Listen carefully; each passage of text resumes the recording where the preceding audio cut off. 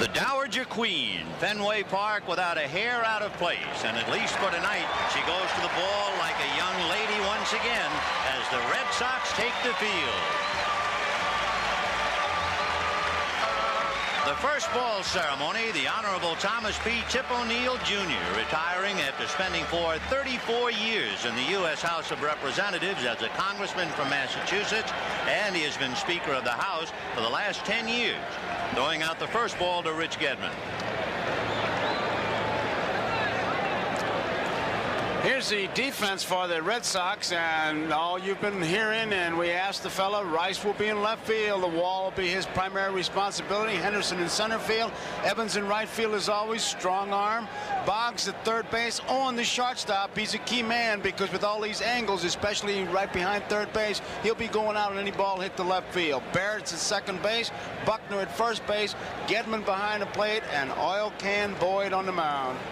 Dennis Boyd, the Oil Can, 16-10. He was 9-6 here at Fenway Park during the year. And as you probably know, if you followed the game at all, extremely high-strung. In fact, they tell us that John McNamara even has a signal from the bench telling the Can to cool it.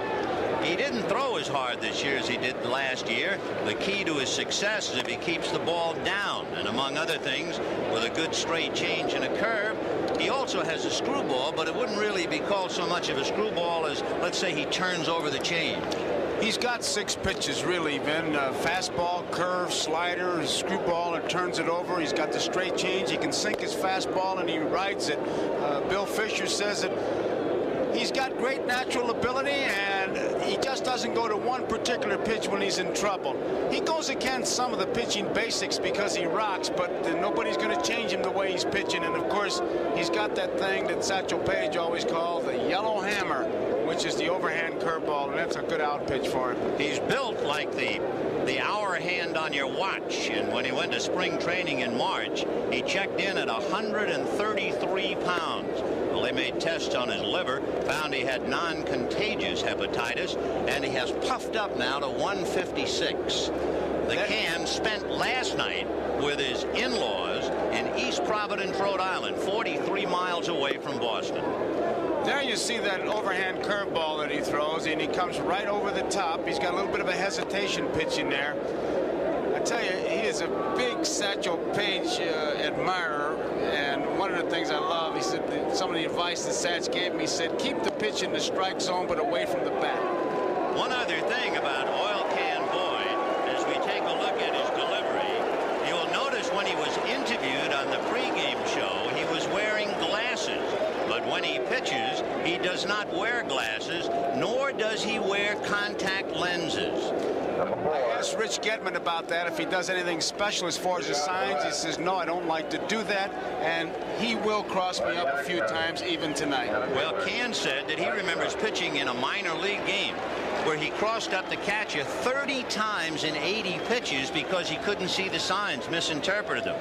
However, I guess that's another good way of keeping the hitters loose. And the catcher, and the umpire, and the vendors. And the park. Well, here's Lenny Dykstra, followed by Wally Backman and then Keith Hernandez. And here we go. Wade Boggs playing up inside the bag on the edge of the grass. And the Can is ready.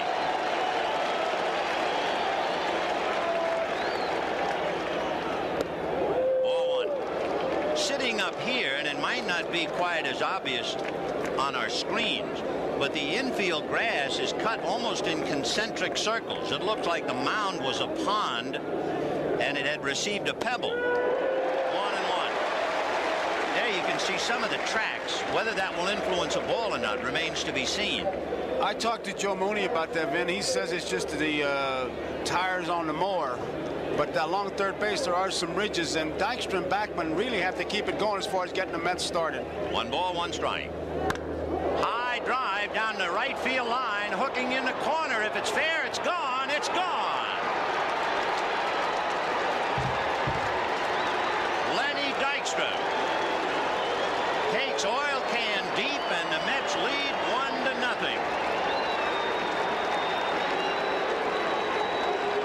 That's the kind of thing a ball club needs to get picked up. They jump out 1 man, 1 run, and that whole ball club, you can see that Met bench is waiting for him. That That was the first extra base hit by the Mets in the World Series. So Dykstra gets the Mets out in front 1-0. And Wally Backman, always a threat to bunt, particularly with Buckman on that bad leg over at first base. Barrett has shortened up at second base. He'll be trying to protect him as much as he can because he'll try to drag it past Oil Can. And Oil Can just pointed to Boggs, be alive. Ball 1-0. Lenny Dykstra convinced now that it's in the seats officially.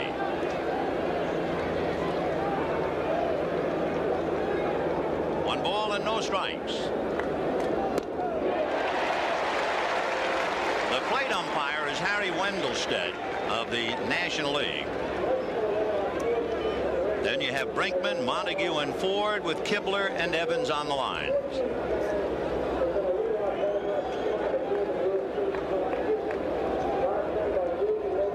Backman followed by Keith Hernandez.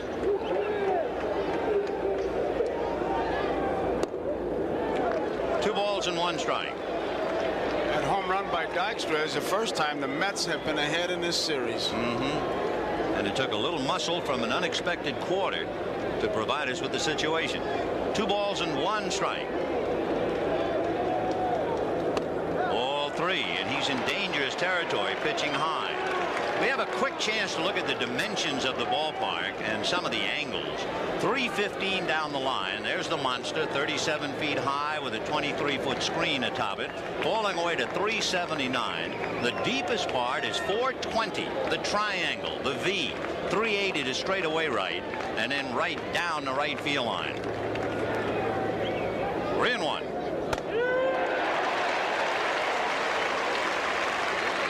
So Backman goes all the way. A beautiful evening here in New England. Temperature, I guess, around 60.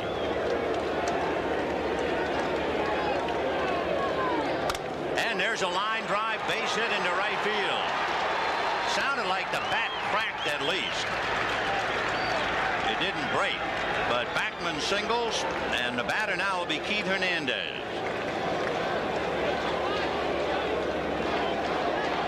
It's a fastball. He just pulls it into right field. And Oil Can kind of regrouping as he walks around the mound. Two batters, two base hits.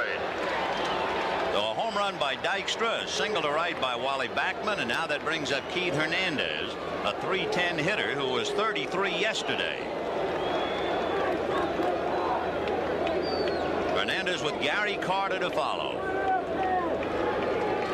Bat did split. I just saw Gedman go out and take some of the bat to kind of split it even on the fat part, the barrel of the bat. I could hear it. It sounded like that old song Celery Stalks at midnight. Ball 1-0. Oil Can Boyd. It has been quite a year for him, winning his 16. If you remember, he was suspended July 10th, hospitalized July 17th, returned to the team on August 1st, and apparently his displeasure over the fact he was not selected for the All-Star team. And it is interesting to think that because the Red Sox have won the American League pennant, who do you think will select the pitchers for the 1987 All-Star game for the American League? You got it, John McNamara. Boyd has fallen behind every hitter. 1-0. Pretty good fastball. That's about as hard as he can throw right there. You would think the Mets, even though they want to get something started with Backman, are going to give Hernandez at least a chance to try to pull that ball. And although he's taking a good look now at Buddy Harrelson. 1 ball and 1 strike. The count to Keith Hernandez. Time call for the moment as Backman trying to clear off the runway off first base. Might be a bit soft there. The Red Sox do not have a whole lot of speed. You certainly wouldn't want to make it a fast strike for them as we look at Dykstra and Kevin Mitchell, but maybe make it a little bit soft and slow it down for the Mets. 1 ball and 1 strike to Keith.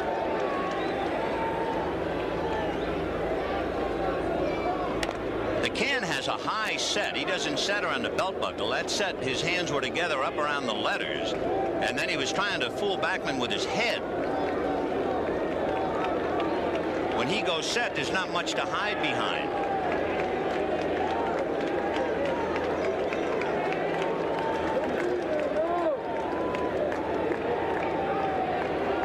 And they pitch out that time. And Bachman still holding, and the count 2 balls and 1 strike. We're just warming up. First inning, Len Dykstra homered, Wally Bachman singled, and the batter is Keith Hernandez. 1-0 Mets.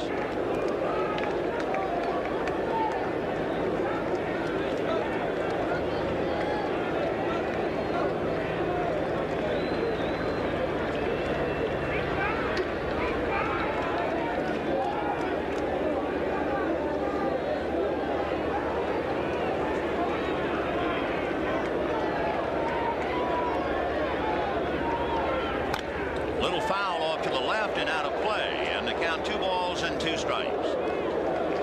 We mentioned earlier the coaches with Bill Robinson at first and Buddy Harrelson at third, and there could be a lot of pressure on the judgment of Buddy Harrelson. You remember Moose Stubing and Bobby Grich, and there's Harrelson. You might check his relationship to the coaching box, trying to get a good angle, especially on a ball that's hit down the left field line. Right field line, he'll start to come towards the plate. And that's hit up the alley in left center. Going over to cut it off is Rice. Bachman is not stopping, and he goes to third. And the Mets are in business, first and third, and nobody out, with Carter, Strawberry, and Knight coming up. Looked like a fastball the outside part of the plate, and Hernandez, who can go to the opposite field and hit it hard. Once Bachman at first base saw Rice have to go over to left center field, there was no way he was going to stop at second base, because he knew he had an easy way to get to third. Bill Fisher talking to his manager, and now John coming out. So McNamara going out to discuss with Oil Can just what's going on. He has thrown 1 pitch that you might say he threw hard, and that was that strike to Keith Hernandez. There has not been any stuff at all otherwise, and he's been dangerous because he's been up and his strength is down. He's relied mostly on that fastball, and he has fallen behind the hitters, and I'm sure he's saying, fine, I feel okay, I just don't know what's happening. You know, it's interesting too, everyone has gone back to the history books talking about Kansas City losing the first 2 games and coming back. If you remember, the 3rd game last year was pitched by another colorful character, Joaquin Andujar. Game 6 was a rough start for Oil Can. Remember, he settled down, so maybe that's what John McNamara is looking for, but he's got to get ahead of these hitters, or he's going to be having line drives hit off him all night long, or at least as long as he stays out there. Keith Hernandez standing at first, Wally Bachman down the line from third, and here is Gary Carter.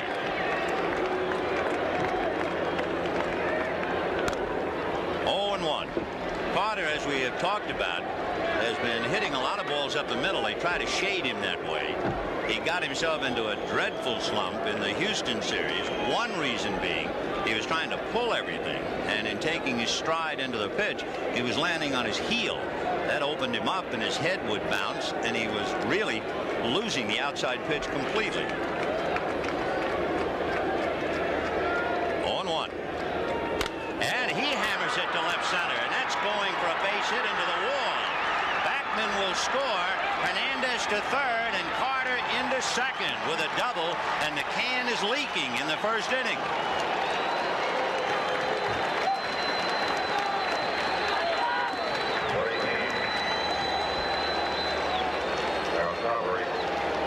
So Gary Carter, on a team that did not have an extra base hit in the first 2 games, they produce a home run and a double in the first inning.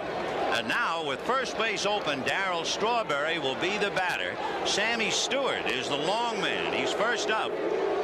There he is in an area that will forever be called Williamsburg.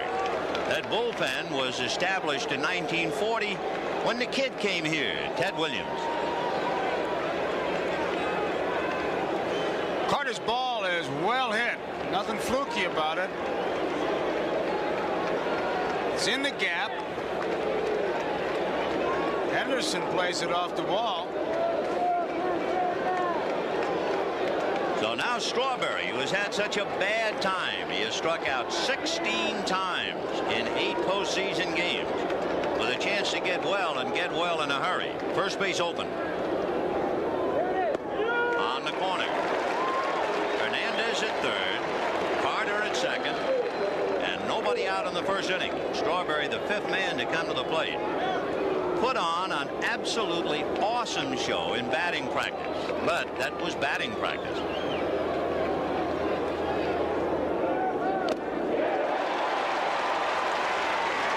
Two good fastballs, one on the outside part of the plate and one high. Had something on it. Carter trying to tell him, get that ball down, get a strike to hit. No balls and 2 strikes.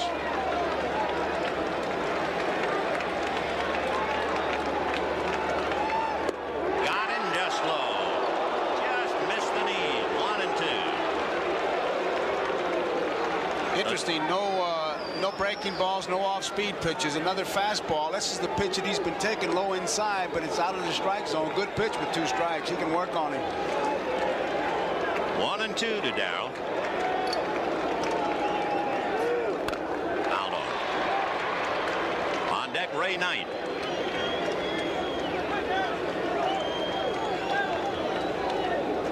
The Mets have scored twice on a home run, 2 singles and a double. They have runners at second and third. Nobody out and a hungry hitter at the plate.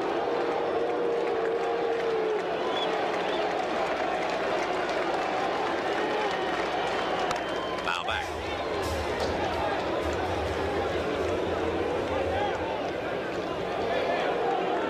The Red Sox have been a hot ball club. Remember, they come into this game having won 5 straight. John McNamara seeing his team come from 3-1 down to win the LCS. Davey Johnson's club had to scramble to get here after having won 108.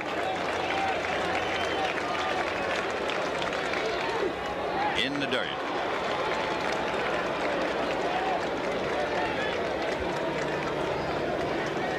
The Mets trying to come back, and they're leading here in the first inning 2-0.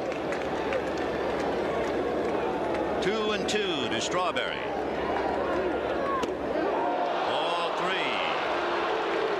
Looked like he tried to turn that over, tried to get him with a Scroogey on the corner, but it danced away. Take another look at it. You can see Gedman try to frame it, keeping that glove in his strike zone, but she drifts outside, and he holds it there. But Harry Wendelstedt says, nope, outside. 3 and 2 to Darrell Strawberry. Second and third, nobody out.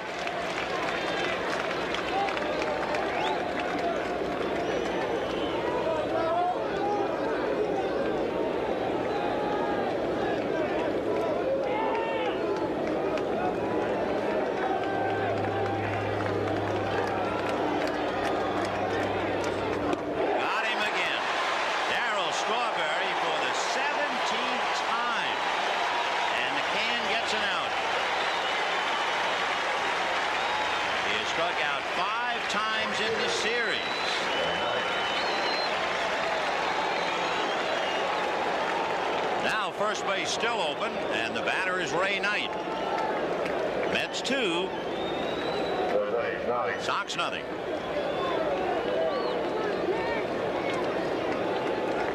Since this game is being played in the American League, you probably know that the designated hitter rule has been employed, but it's interesting, in the 28 games with the DH employed, the National League has an edge.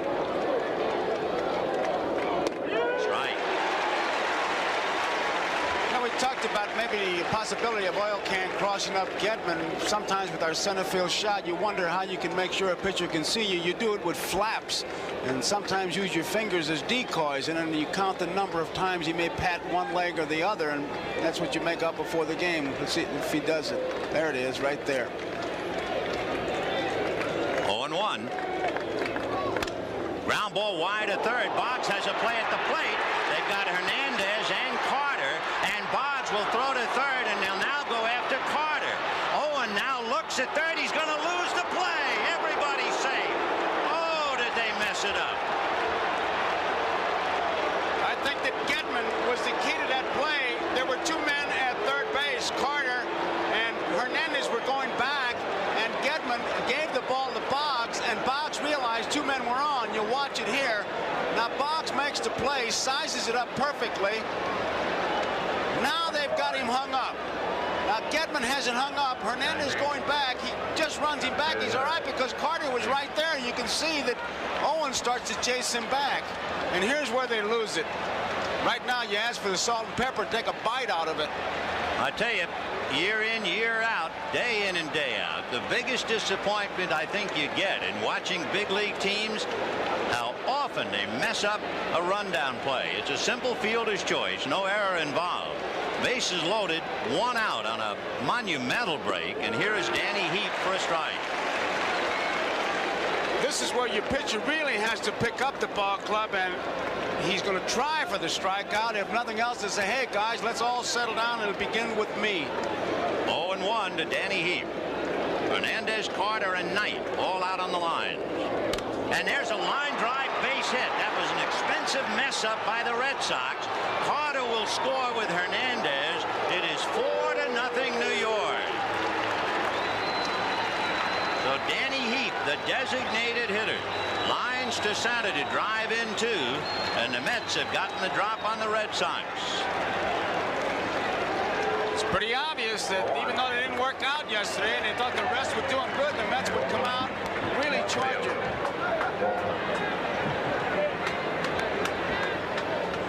So a home run, 2 singles, a double, a bad defensive play, and another base hit, and the Mets have 4. 2 on, still only 1 out, and Mookie Wilson hitting left-handed at the plate. Strike. The most emotion shown in the Mets dugout since the series started. Understandably, they got nothing in the first game, and they were blown out in the second.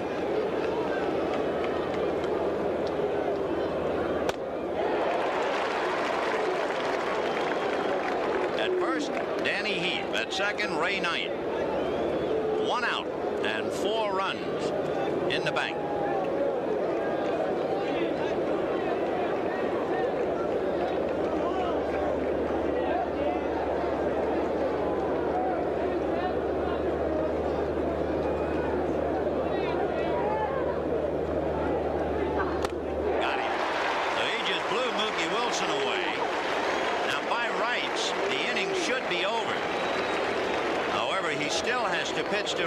Santana.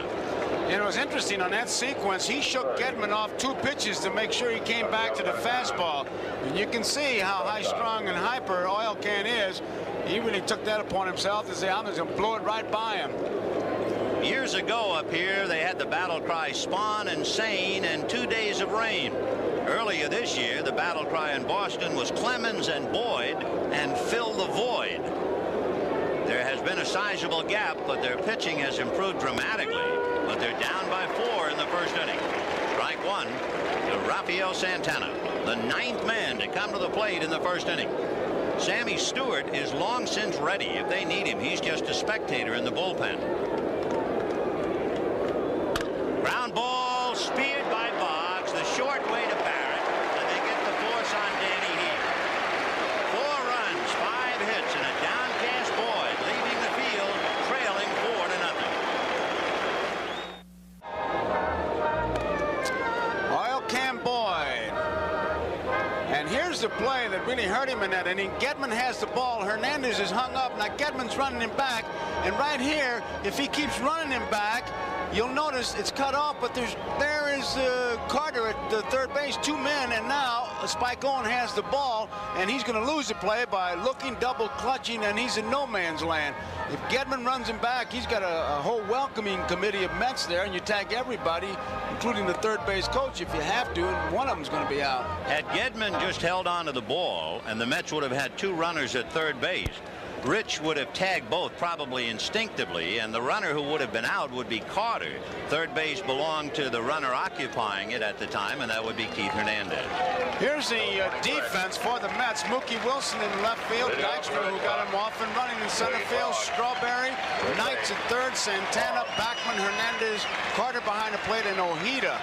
4-run lead for Ojeda. Bobby Ojeda setting a little World Series history. He's the first pitcher in the World Series to start a game against the club for which he played the previous year. And Bobby Ojeda is accustomed to being in the history books. He was the winning pitcher in the longest professional baseball game ever played. We'll see if it's a long or short night for him. Ball one to Wade Boggs. He's got a fastball, curveball, slider, changeup. He has to change speeds. In importance, fastball and change. 1 ball and no strikes. Bouncer and a comebacker. And Ojeda just lobs it to Hernandez. 1 away. Rather than send you to the history books, it was a AAA game between Pawtucket and Rochester. It went 33 innings. They played 32 innings on April the 18th.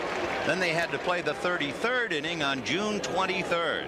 The game officially took 8 hours and 25 minutes, and Ojeda got the win. Well, here's Marty Barrett.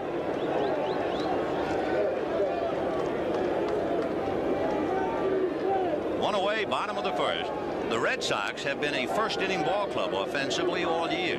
They've done more damage in the first inning than any other time in a game. Right.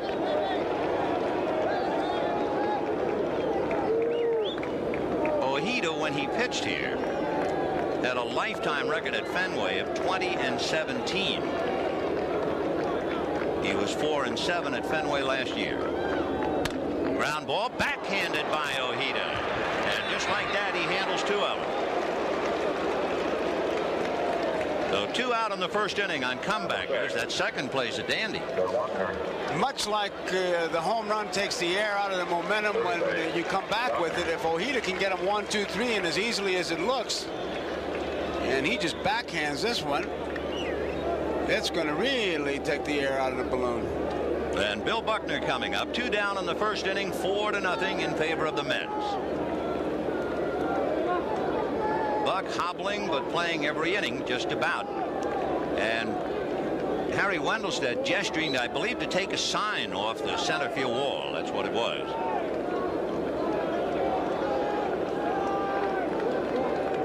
Billy Buck's hit 18 home runs during the year and 102 RBI. And he's been inspirational playing and playing well on that bad leg. I think, as we mentioned, with all of his leg and ankle problems, he only missed 8 games all year.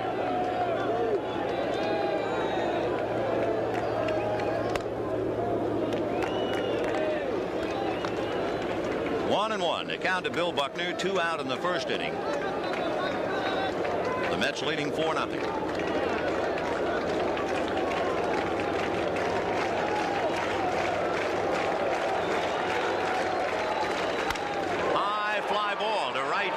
Hooking in the corner. Strawberry coming over. It's playable. He's got it. So Buckner a fly ball to right. The Sox are gone in the first inning. And Ojeda's back at home at the end of an inning. 4-0 New York. We're going to the second inning. 9 men came to the plate in the first inning for the Mets. And the spark plug, Len Dykstra, led off with a home run, which is not exactly news for him. No, he hit leadoff home runs off Danny Cox, Kevin Gross, and Mike Maddox. And Vin, I'll tell you something. I'm sure that Gedman has said to Boggs and Book and even Buckner and Barrett, be alive for the bunt. The home run, forget about it. Yeah, he did hit it, but he wants to get something started. He can do a lot of things in the batter's box. So oil can ready to go in second round. Strike.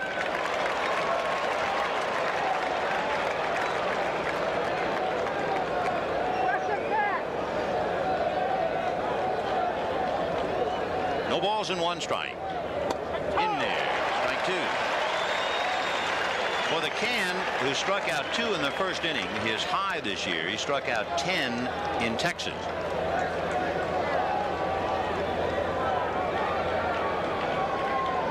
And 2. Or 1. 1 and 2. Last year, Oil Can had 2 games where he struck out 12, and he did that back-to-back. So he can blow you away. 1 and 2 to Dykstra. Little ground ball to the right side. Marty Barrett to Bill Buckner. So Lenny Dykstra takes the elevator from the penthouse to the basement. 1 out, and Wally Backman coming up, and we pause briefly for station identification. This is the NBC television network.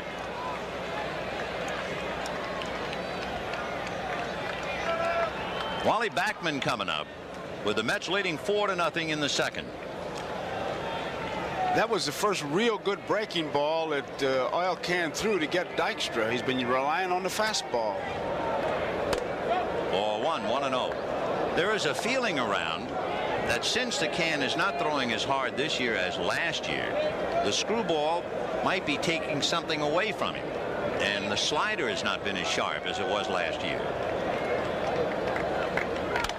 Fouled off. 1 ball, 1 strike. Davy Johnson trying to get his ball club well on foreign soil, down 2-0. He has seen them at least jump out in front 4-0.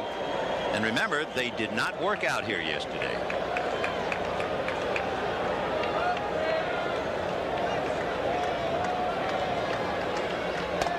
In there. Good pitch. I get the feeling before the game that one of the big reasons he didn't want all his players subjected to all the negative questions and what are you going to do now that you're 2 down. Just keep them away from that. He felt probably that was more important than batting practice. After that long game Sunday night, the Red Sox flew home. A lot of the Mets were still in uniform at 1 o'clock in the morning. Good, and over for strike 3. That's the yellow hammer. That's the overhand curveball. On the playground, you call that a drop. You come right over the top and you can see it roll down. That was the first one he threw. Well, that's his 3rd strikeout as we take another look at that rainbow. Now watch his arm just come right over the top, and she just drops right down. Sometimes, occasionally during the course of a long year, he'll throw that curveball a little too slow. But boy, not that time. And Keith Hernandez, who singled in the first inning, coming up. So Boyd trying to do an about face. Hernandez with Carter on deck. In there. Like he turned that over.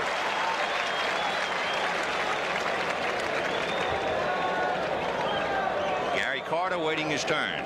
They each contributed 5 hits and 4 runs in the first.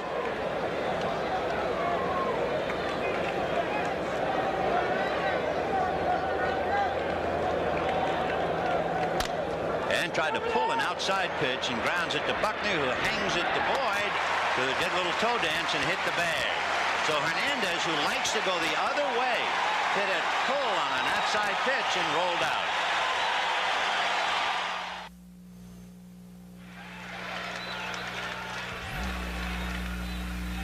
It's anybody who's gone away from a place where they grew up, in a sense, and I grew up in the game here in Boston, in a sense, and comes back after having some success. It's a good feeling, and I enjoyed my time here. I enjoyed the years I spent growing up here, and coming back here, part of me is still here without a doubt, because I left some blood here and some tears here, as dramatic as that sounds, and I grew up here, but I am, I belong elsewhere now, but I enjoyed my time here. Well, he will face a former teammate, Jim Rice, and misses away. Ojeda was not drafted by the Red Sox. He was signed as a free agent back in '78. 1 ball, no strikes. 2-0. I think this is his first test, Vin, and it's going to show us if he's going to be pitching inside to move these big guys off, like Rice and Baylor, who, if you do make a mistake outside, they're strong enough to pull it against that wall and play wall ball. 2-0. Slicing foul down the right field line, out of play, and the count 2-1. One thing that wall does, you cannot win with medium stuff as a pitcher here, because you can hit mistakes and hit them against that wall. And with guys like Rice and Baylor, they're in scoring position when they walk in the batter's box. Interesting for the Mets to score 4 runs and 5 hits in the first inning, and the wall didn't figure at all. 2 balls, 1 strike. Ball 3. Came inside. He's going to have to establish that.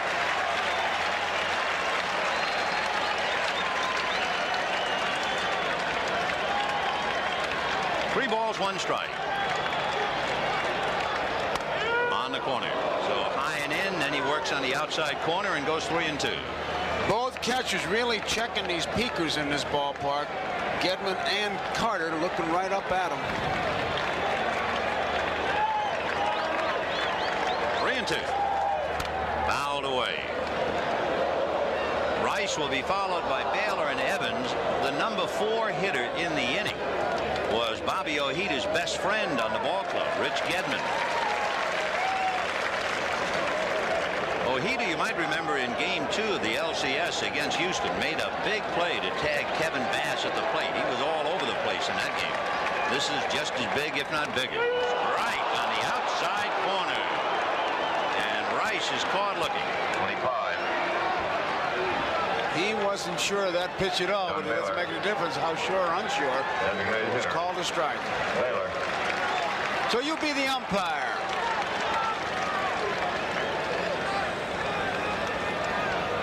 One thing the Sox, I'm sure, are well aware of the fact he'll throw that change at any time, especially when he's behind. Here's Baylor. Ball 1, 1-0. Baylor right on top of that plate. His arms are almost in the strike zone or over that plate. Look how close he is. He wants you to come inside. Carter checking all over. Fouled away. Baylor, the only Red Sox to have at least 1 hit in all 7 League Championship Series games.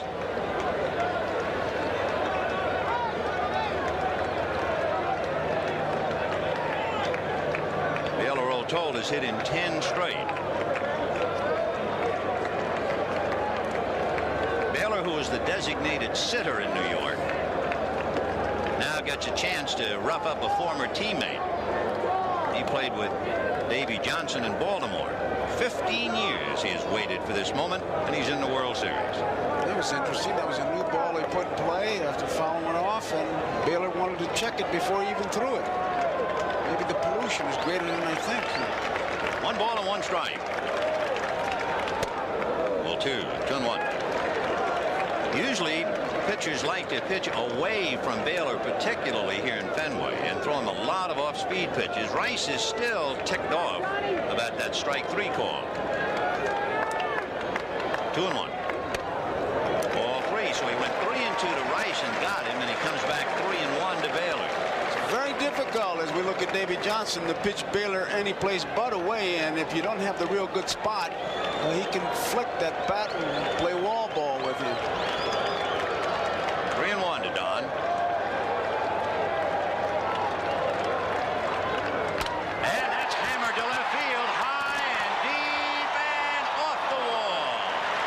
Mookie Wilson playing it into second base, and Baylor's in there with a double.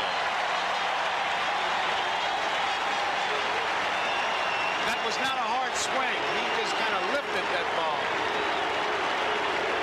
Bobby Ojeda gives up a double to Don Baylor, and now the chant Dewey for Dwight Evans.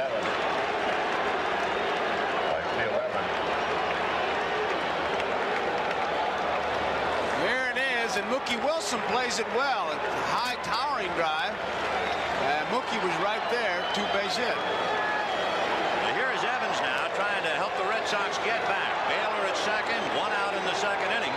And it is 4-0 Mets, and he squirts it off the end of the bat to Santana. Throws him out, and of course Baylor has to hold. Boy, was Evans out in front of that. 2 down, and here comes Ojeda's best friend, Rich Gedman. And if anyone should know him, what's that old Bertie Tebbets line? I can hit any pitcher I ever caught. That's what Bertie always said. Would you agree with that? No. I caught a lot of pitchers, couldn't hit any of them. I mean, it sounds nice, but I don't believe it. Well, let's see about the battle. Big slow jug, and he missed with it. Ball 1, 1-0. The one thing that it does, though, if you've caught a fella, is you know what he likes to go to in a particular spot. But then again, you have to think, well, he knows that too, so here goes that cat and mouse game. Remember, Gedman is that unusual left-hand hitter who is a high ball hitter. Baylor at second, 2 out in the second inning, 4-0 Mets. For Baylor to hit the wall for a double, that's old hat here. The Sox led the majors with doubles. 1-0. He got it high. Gedman went after it, fouled it back. 1-1. Well, you can see why he would like that ball better up than down because of that swing. Again, it's that Riniak watch now. He'll let that top hand go off, and he swings down on the ball. Now, his home run production will go down with that, but he'll get more base hits, according to the theory. 1-1, the count to Gedman. Baylor waiting to be picked up at second base. Big, slow, and it missed. Ball 2, 2-1.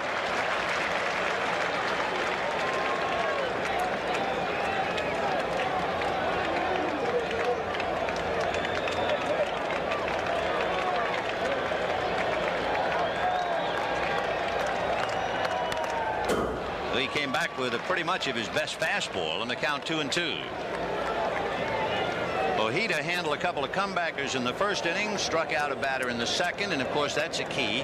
A 3-2 pitch that was eyeballed by Harry Wendelstedt for strike 3. If it's ball 4, Baylor's double really puts the Sox in business. Instead, Rice called out, so Baylor's at second and no runs in. Deuce is wild on Gedman. Got him on the corner with the fastball. So he strikes out 2. The Sox lead Baylor. It's 4-0 Mets. And we'll be right back after these messages from your local station.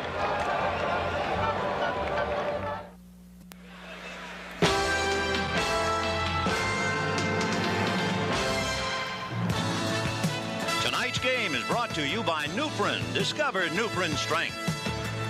By Wendy's, now introducing the big classic hamburger. This is the good stuff. Carter. 4-0 in favor of the Mets as we go to the third inning. Gary Carter, Darryl Strawberry, and Ray Knight against Oil Can Boyd. Strike. 0-1. Looked like Gedman was searching for Oil Can's curveball, and they seem to have found it. Another good one. 0-1 to Carter, who cracks his bat and lifts a fly ball to shallow center, and Henderson is there. You could hear that thing crack. Carter doubled, you remember, in the first inning. So 1 away, and Strawberry coming up. John McNamara is complaining about Ojeda going to his mouth, spitting in his hand. Doesn't like that at all. All I'm doing is I'm asking. Cross my heart, I saw him do it.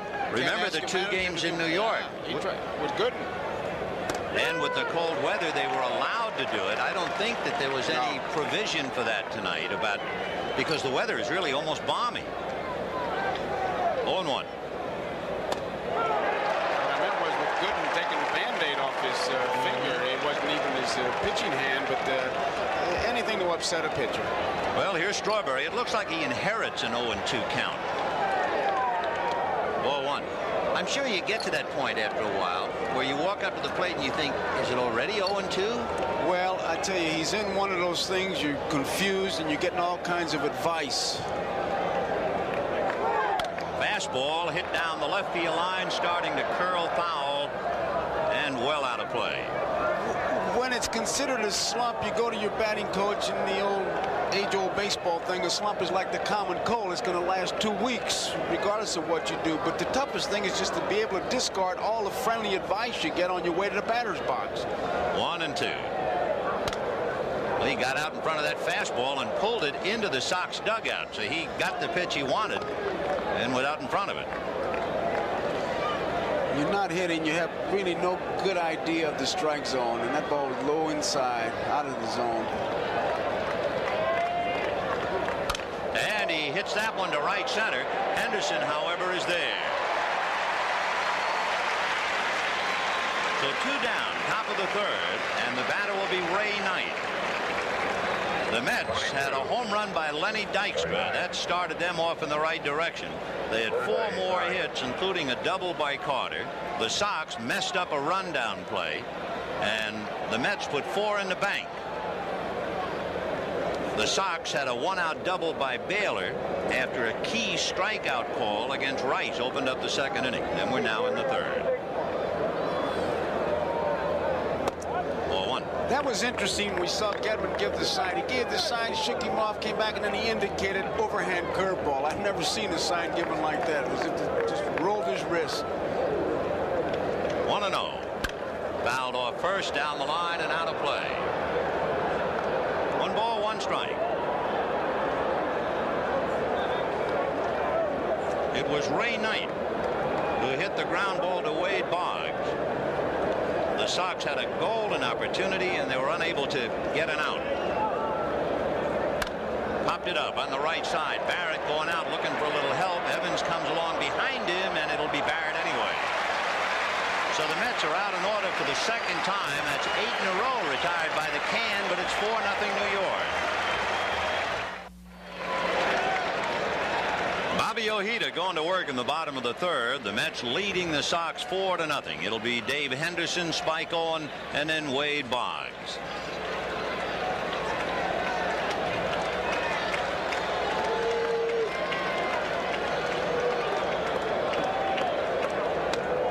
Turn that off-speed pitch off, and it really danced away. 1 ball and no strikes.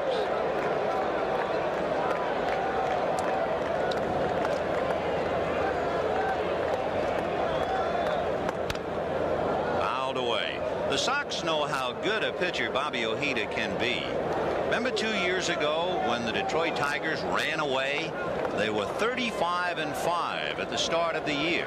One of the 5 defeats that Detroit suffered, 1-0 at the hands of Bobby Ojeda, who was then wearing a Sox uniform. He struck out 10. Line to left field, base hit. Mookie over to backhand the ball, and Henderson holding, and the throw comes all the way through to Wally Backman.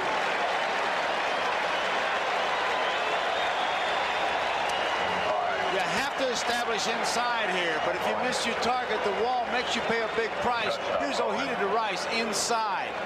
To Baylor, inside. Now watch Baylor flick it when he got it just out over the plate, and the wall says, hey, cash me in. 2-base hit. And now Henderson just drills one to left. So the batter is on with Henderson at first and nobody out, and Wade Boggs on deck. Third inning, 4-0 New York. Change, and he missed with it. In fact, Carter whirling on Wendelstedt. 1 ball and no strikes. I tell you, if he had ideas to bunt, that would have been the perfect pitch, because second baseman Backman has to cheat towards the bag. If he pushes it past Ojeda, who is a pretty good fielder, as indicated already, that's the guy he gets it by, and it's a base hit. And he had a good pitch, the off-speed pitch. 1 ball and no strikes to Spike.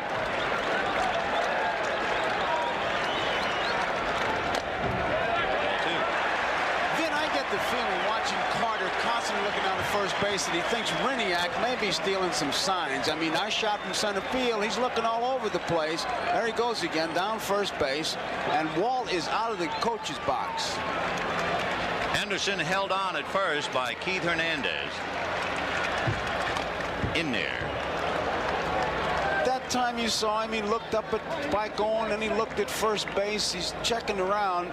He's just checking his whole ballpark, and including the hitter. Walt Riniak coaching at first. Rene Latchman over at third. There's the pride of Natick, Massachusetts, Walt Riniak. 2-1. In there again, 2-2. A maddening pitcher is Bobby Ojeda. Changing speeds, that's the thing he does so well. And I tell you, when he establishes that fastball inside and then changes speeds, it could be like 3 pitches. His move to first is rated slow from the plate, very slow.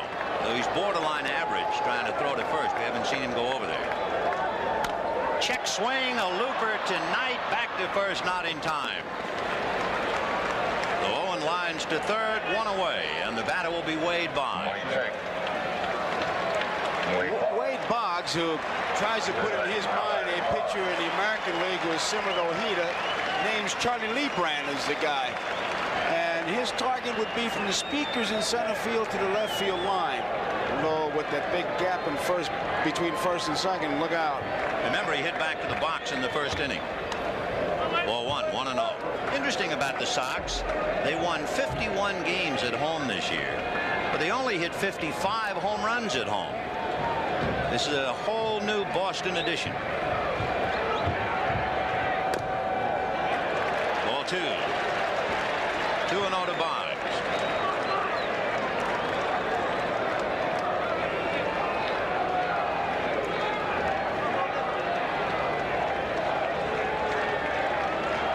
New York, bottom of the third, 1 away. first again. We're behind 3-0. That means Marty Barrett on deck becomes potentially the tying run. And of course at Fenway Park, or make it almost a tying run in the dugout, would be Bill Buckner. They get you back in the game in a hurry here. That's a strike. 3-1. Boggs, who led the majors in walks, has the count his way.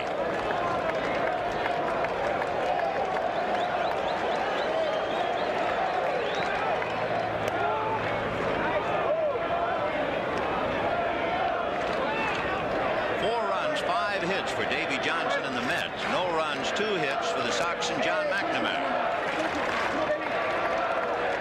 Henderson holding, and Boggs ball 4.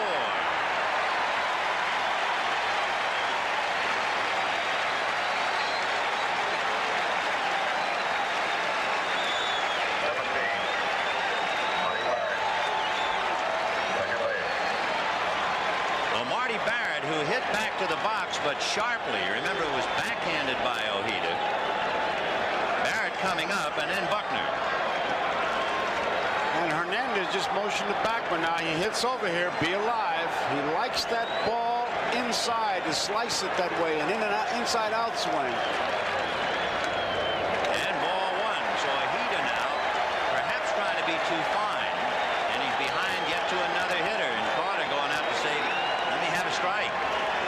That's the kind of a look that a pitcher gives you when he says, hey, that was a strike. The fact that he called it a ball, I can't do anything about it. And what Carter's simply trying to do is to settle him down and say, hey, once again, can't make a play if you don't give us a chance.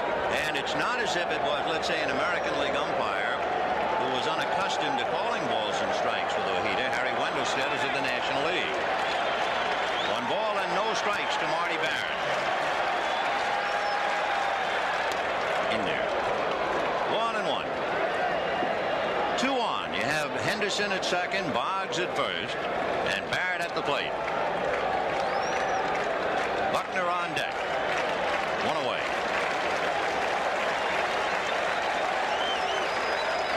There's the change, hit to the hole into right field. Base hit. They're sending Henderson home. Strawberry's throw not in time.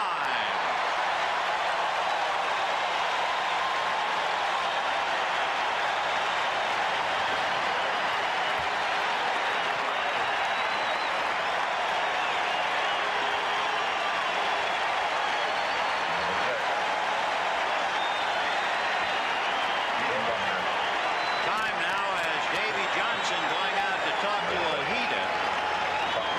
2 on, 1 out, a run in, and the Mets lead is 4-1. Barrett, I would think, would be one of the real tough ones for Ojeda because he changes speeds, and Barrett being a contact hitter, he makes up his mind to go that way, and he can handle that ball, the off-speed pitch. You see Johnson talking just strictly to Ojeda and just checking ready to settle him down. Right in the hole. He just punched it inside out. Strawberry comes up throwing strong arm, but not as accurate as he's going to get, and no play at all. Henderson, he doesn't hesitate. He's digging hard. Didn't even look at the coach, although you could see Lashman waving him on. Down, says Buckner. Everybody doing their job. So Henderson is in with the Sox run. Boggs stopping at second base, and the batter is Bill Buckner, who flied to right field in the first inning. 4-1 New York, and here come the Sox in the third. On deck, Jim Rice.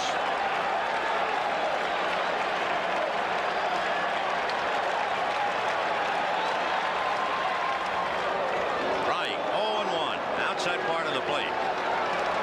During batting practice, Buckner took some extra hitting, and he was trying to hit the ball from center field over, although they are playing him straight away.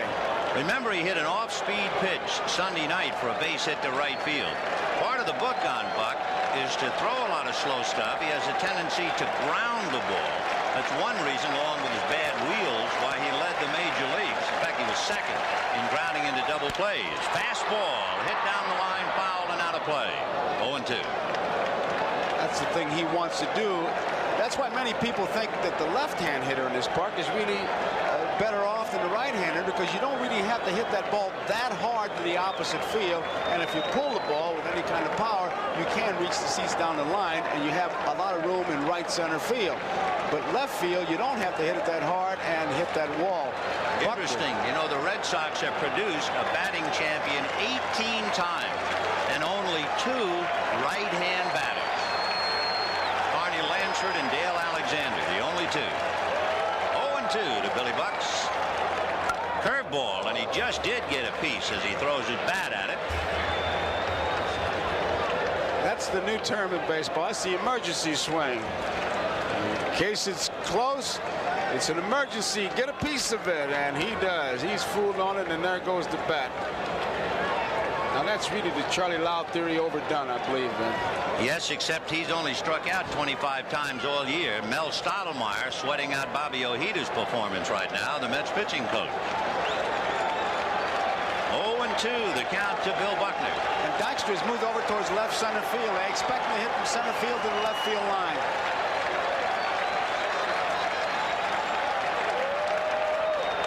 And got him on a pitch up. And that might even have been out of the strike zone. It was borderline, and Buckner angry at himself. There's a fellow who doesn't strike out and just did. That's the 3rd strikeout for Ojeda. And the batter is Jim Rice. And here's why Davey Johnson goes out to talk to his pitcher. In this ballpark, you got a guy like Rice, 2 guys on. You know what that means. A 4-run lead isn't very much here. And now it's a 3-run lead with the Mets leading 4-1. And Rice could get him even in a hurry. Fastball hit and short hop by Santana. Feeds Backman, and they're out of the jam. 2 hits and a walk, a run in and 2 left. And at the end of 3, 4-1 New York.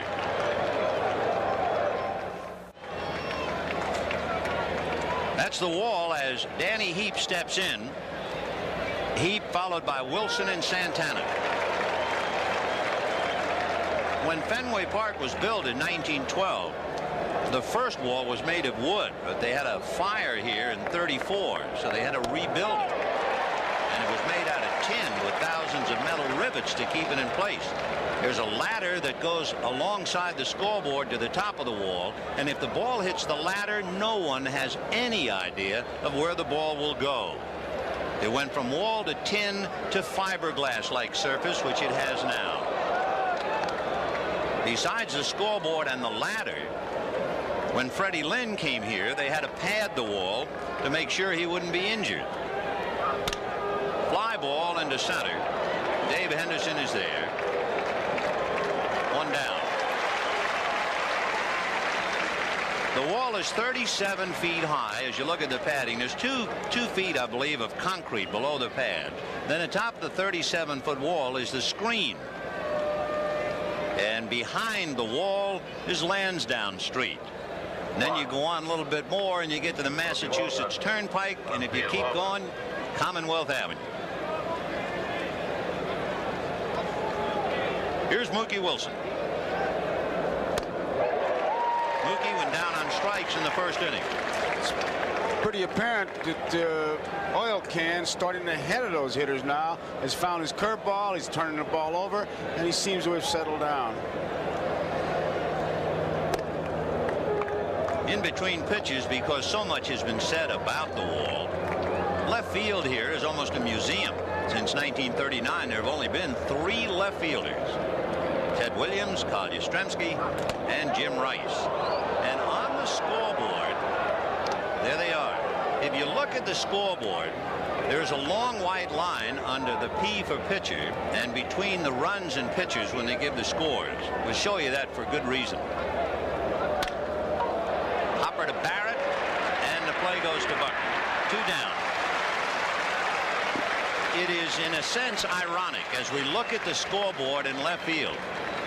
If you are an expert in Morse code, you'll see dash, dot dash, dash, dot dash, dash, etc. On the left side spells out the initials T-A-Y. On the right side, J-R-Y for Thomas and Gene Yawkey. And isn't it interesting that the Red Sox got into the World Series by beating an old Western Union telegrapher by the name of Gene Autry? Here's Santana, hit into a force play in the first inning.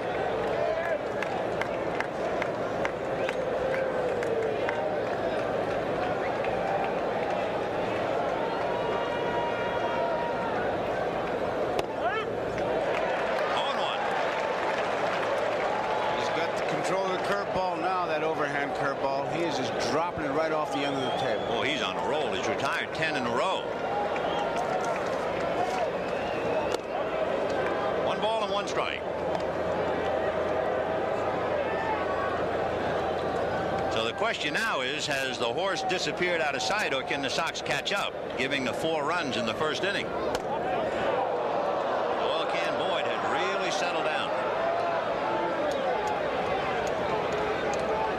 That's the story up to here. Knowing his background, I guess you expect him to be high strung and damaged by it in the first inning. 2-2. He just changed speeds that time. Santana way out in front.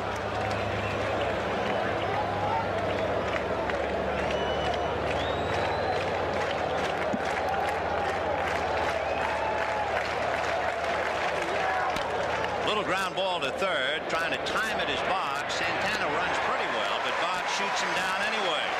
11 in a row retired by Oil Can Boyd at the end of 3.5, 4-1 New York. Another little game within a game. Watch Gedman as he gives his sign. Now he wants the curveball. We talked about Oil Can having trouble seeing his signs. Now he gives it, but watch what he does. Curveball. He pretty well tells him just come right on over the top. No doubt about what that was going to be. Now in the bottom of the 4th inning, we'll see about any doubt for Bobby Ojeda. He surrendered a run on 2 hits and a walk in the 3rd inning, and he'll be facing Baylor, who doubled, followed by Evans and Gedman. He looked at them in the 2nd inning. Can't help but think, Vin, in a World Series, the simplest way is still the best. Yeah, that's right. Just show him if you're having any trouble at all. Flooded ball that misses, ball 1, 1-0.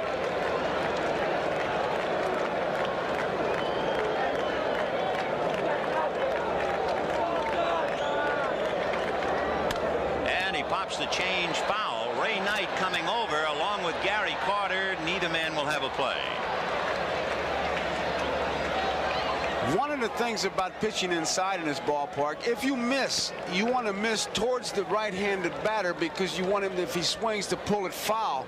Because if you miss a little bit out over that plate, again, that wall will ask you to pay a pretty stiff price. And the guys that really show you that are guys like Rice and Baylor, who's up there now. He's right on top of that plate. Look at Carter just looking all over the place.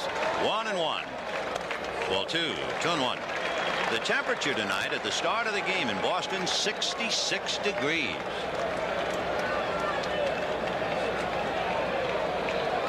Mets 4, Red Sox 1, bottom of the 4th. Ground ball to the hole. Santana with the long throw. 1 away. Santana's one of those shortstops. It's a career wrecker. I mean by that, he gets it and he holds it. It makes you run the whole distance, and he just gets you by a step.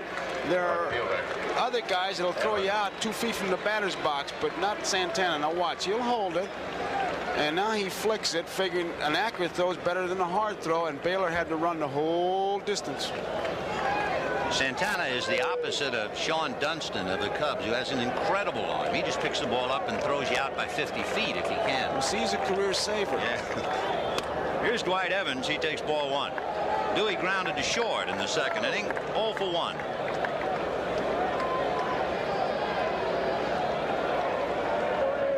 Mets 4, Sox 1, bottom of the 4th.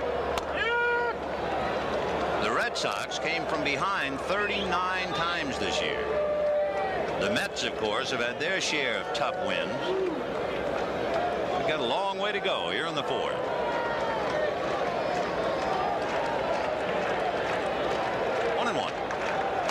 Off speed, but he missed. Ball 2, 2-1. Some of those off-speed pitches he throws, they go up there with the velocity of a fallen leaf. I don't know how he can ever reach the plate when he does it. Does that with his curveball. 2-1. There's a fastball, and he got away with it. He challenged him low and inside. side, and Evans is about as good a low ball hitter as there is in the American League. But he had just thrown that infield fly before that. There's the fastball, low inside, right in the power zone, and Dewey knew it. He couldn't believe he'd get it. 2-2. And then he changed and turned it over, ball 3. So a full count to Evans, 1 out in the 4th.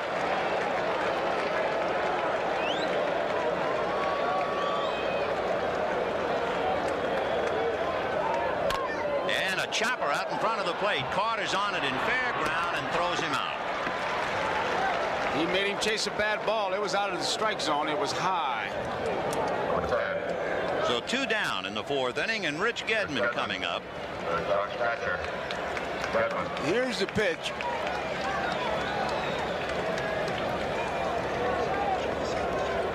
Carter really checking.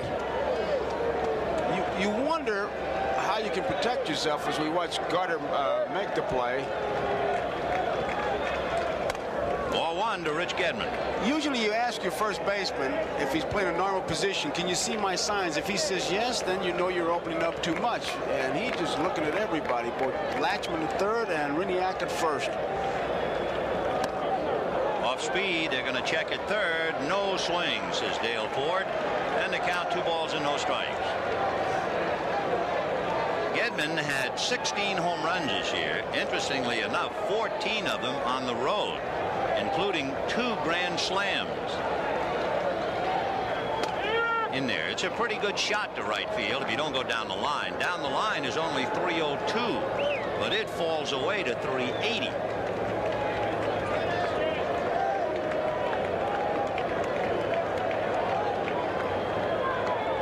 And he goes the other way. A line drive backhanded by Mookie Wilson. So Gedman lines to left at the end of 4, 4-1 New York. And we'll be right back after these messages from your local station. Tonight's game is brought to you by Ford and your Ford dealer. Have you driven a Ford lately? And by MCI, communications for the next 100 years. Captain Drew Marshall of Pompano Beach, Florida, and the Goodyear Blimp Enterprise. You know how long it takes to fly the blimp from Shea Stadium in New York to Boston? It's an 8-hour trip. And Lenny Dykstra, who went all the way around the bases much quicker than that to lead off the game, fouls it off. Dykstra homered and grounded out. For Oil Can Boyd, and perhaps you can blame it on his nervous system, it should not come as too much of a surprise that he gave up the 4 runs in the first inning. In Game 6 of the American League Championship Series, he faced 8 batters and gave up 2 runs in the first inning, then only 1 run the next 6 innings. 1-1. And that's lifted back a short, and it's going to land in front of Jim Rice for a bloop single to left. So Dykstra is aboard, and that breaks the string. He had retired 11 in a row. The last Mets hit was a single by Danny Heath. So a little flair, as the modern day ball player calls it, no longer a Texas leaguer, a flair. And the batter is Wally Backman. Single to right and struck out, 1 for 2. Backman and Dykstra are inseparable buddies during the year. They live very close to each other. Usually they alternate 1 week at a time driving to the ballpark. And if you ask Backman what's the difference, he says Dykstra wears stripes with plaid. He's a beach boy, is Dykstra. Ball 1. And Gedman wants to talk to the can. Gedman, I'm sure, just wants him to keep his good stuff on the ball, but as always, when Dykstra's on and Backman's in that batter's box, you have to think about this little guy, Backman, bunting the ball and dragging it past Oil Can Boyd, especially with Buckner at first base. And Dykstra, who led the Mets with 31 stolen bases. Remember, the Sox stole 41 as a team. 1-0 to Wally Backman.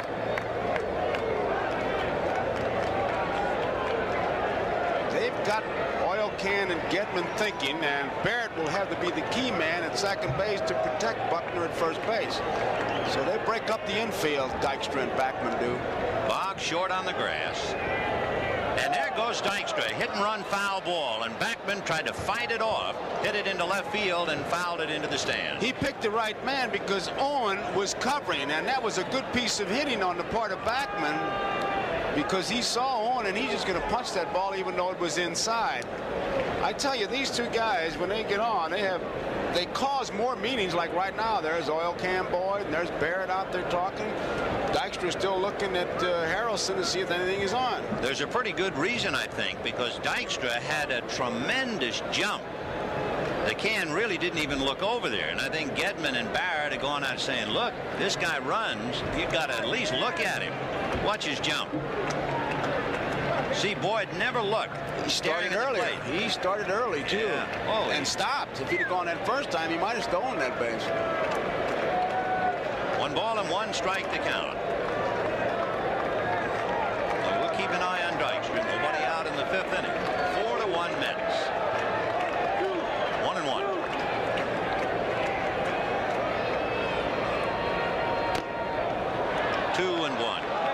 If you're the base runner looking over at Oil Can Boyd, remember we mentioned he has a high set. He brings his hands together up above the letters on his chest. And the one thing he did that time, it was a very pronounced set. He slapped his elbows into his side. Remember the way Joe Morgan used to hit? Well, that's the way he slapped those elbows in. He can do so many things because Backman is such a good bunter.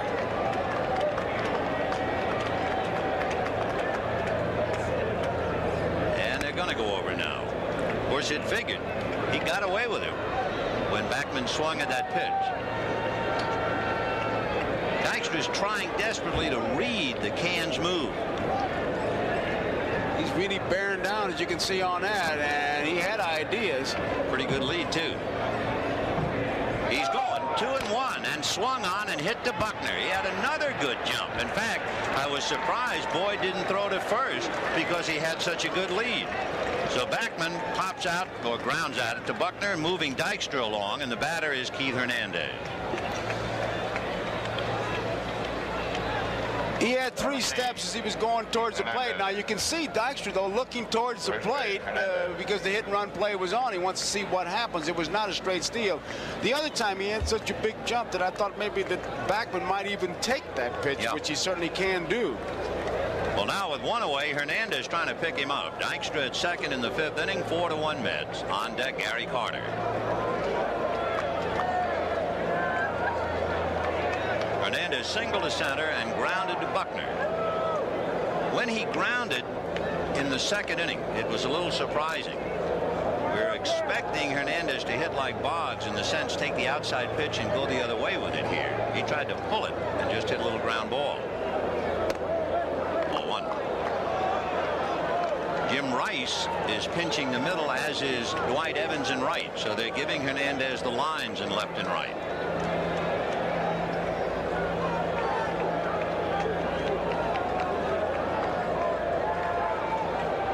Dykstra, good runner at second base. Ball 2. Henderson in center field is straight away. Hernandez uses the whole ballpark, but with 2 balls and no strikes, he can have himself a pretty good cut.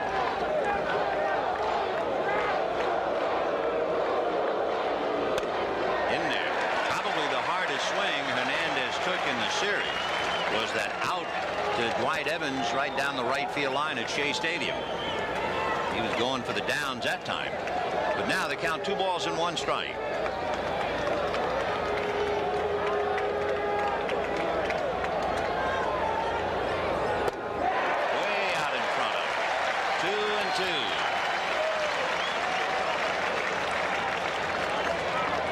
Can change speeds, and Hernandez out in front.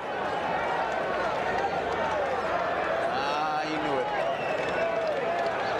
1 out, 2 balls, 2 strikes. Dykstra at second. And he drives it to right. Evans going back as Dykstra tags. Dwight for the catch, and Dykstra will advance to third as Barrett runs the ball back to the infield and flip it to Spike Owen. So if nothing else, Hernandez got his man to third. Now it's up to Carter to pick him up with 2 out. And on deck, Darryl Strawberry. Carter doubled to drive in a run, then fly to center.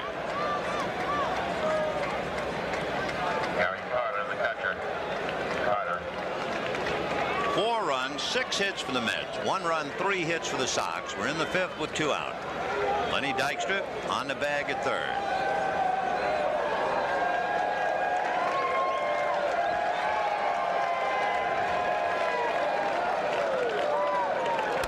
And he's out in front of an off-speed pitch and fouls it into the crowd behind the dugout. 0-1.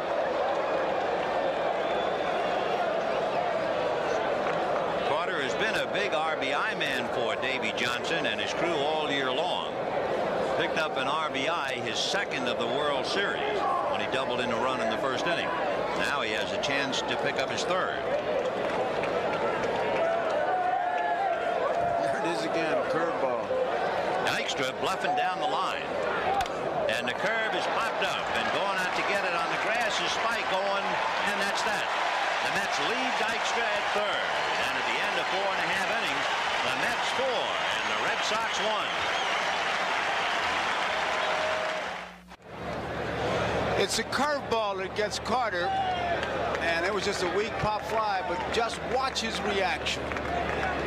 Ladies and gentlemen, the Red Sox remind you, beer is not sold in Fenway Park after the 7th inning. Thank you. Wasn't that something? That'll cause you to do it. Yep.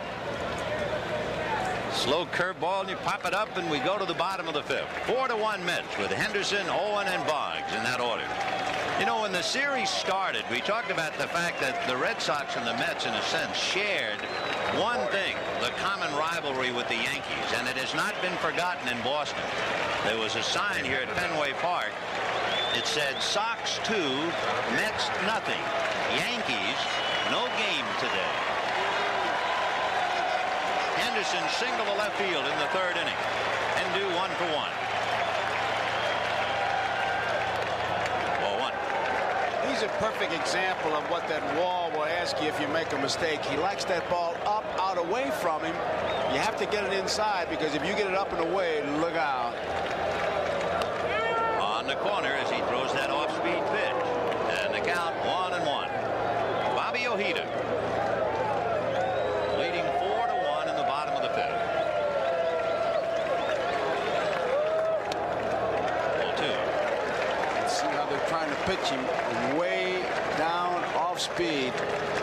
Don't let him get those big arms out there. 2-1. Oh, what a great pitch. Wow. I think he had a string attached to that one, just yanked it back. 2-2 to Dave Henderson. Take another look at it. You can see him as he grips it. Just off speed, he was way out in front.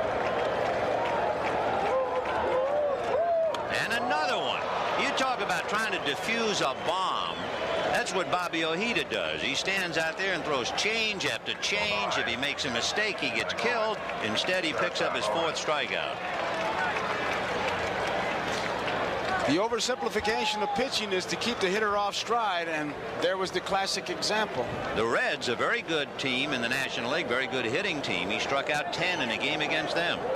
Here's Spike Owen, who might be the kind of hitter who doesn't figure to strike out against an off-speed pitcher, because he is not a big hacker, and he lined out to 3rd in the 3rd inning. Right.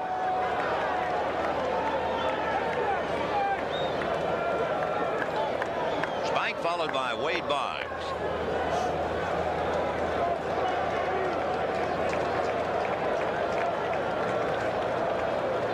And he just showed him that he does have a fastball. A little rip job, and the count 1-1. And you see where he put it. He put it inside, as if to send a message that I'm not afraid to come in there.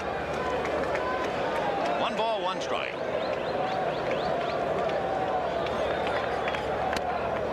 All 2, 2-1.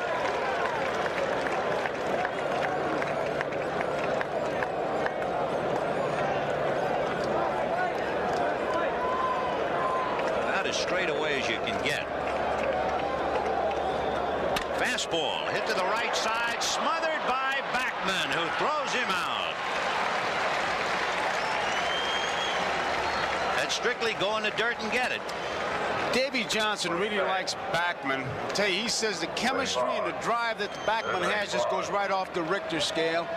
put it together, and you got yourself a pretty good second baseman, and you just saw it there. You know, when you said Davy Johnson liked him, no one in the Mets organization was that fond of his abilities, except Backman, who played for Davy Johnson at Tidewater. So when Davy got the job with the Mets, he knew about Backman's abilities, and of course Backman became a star.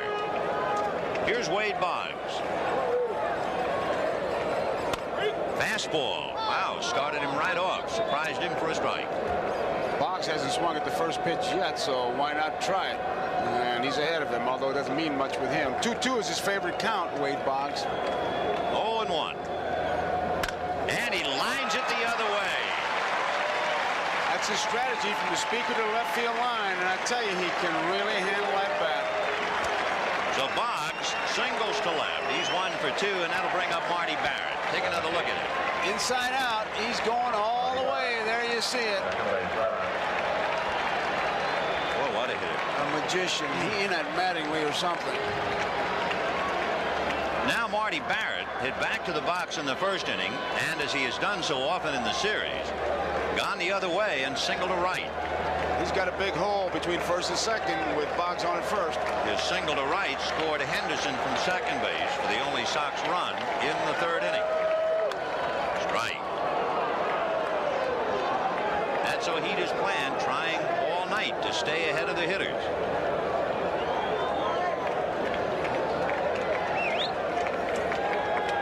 No balls, 1 strike.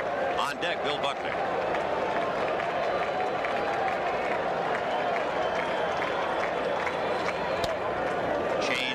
Exhaustion, I think, on the way to the plate. 1 ball, 1 strike. And did you see how Gary Carter caught that ball? He caught it with the face of the glove on facing the ground. I mean, not coming up. There's the grip. Across the seams means a high riding fastball. That's a change of pace thing. If he stays with that grip. Yeah. 1-1. He did. Ball 2, 2-1. A pitcher like Ojeda, all you can think of, and Davy Johnson must think of it once in a while, a high wire act in a windstorm. Can he possibly make it to the other side? Ojeda with his changeup is just barely making the speed limit. He's 65 miles an hour. 2-1. Over it. Change in there. So deuces wild on Marty Barrett with Boggs at first. 4-1 Mets. We're in the bottom of the 5th inning. The radar gun with the smile said 62 miles. I think Carter was 55 throwing it back. 2-2. Time. He just about didn't make it. You could see the confusion. Wendelstedt's going to talk to him about it. He said, well, you're just taking too much time, and Barrett apologizing to it. Yeah, the rules say that the umpire does not have to call time at all when a pitcher is in his delivery, and you see Ojeda was in his delivery. However, an umpire is always worried that if the hitter begs for time and winds up getting hit in the head, it would be a disaster. So he let Barrett get away with it, but he doesn't have to, not that late. Ball 3. Now, of course, with a full count, Carter pointing, reminding him. Buckner's on deck, and the fact that Boggs will be going at first, Hernandez back and off the bag.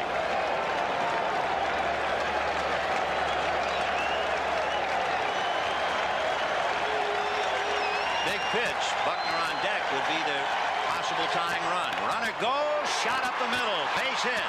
Boggs will hold as Dykstra throws back of him to Backman. So the Red Sox are in business with 2 out. Boggs and Barrett single, and here comes Buckner. Barrett is one of those guys, as we look at Stottlemyre, Barrett just keeps the inning alive. Nothing flashy, just dependable, and how valuable a player like that can be, because now you got your 3rd, 4th, and 5th place hitters up there, and that's how you score the runs. And as you can see, Buckner was equal to the challenge behind Jim Rice. And the Sox can manufacture runs in a hurry, and they have the opportunity. Boggs at second, Barrett at first, 2 out. Buckner flied to right pretty deep and struck out.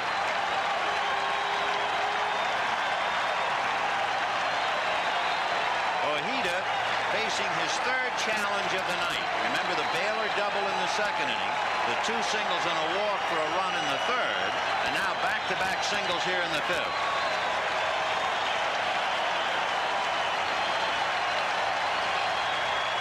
Starts him with a breaking ball for a strike.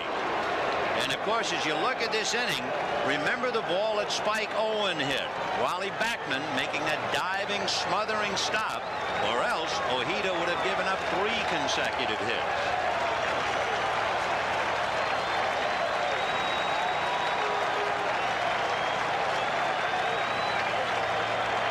Fastball, and he was late on it.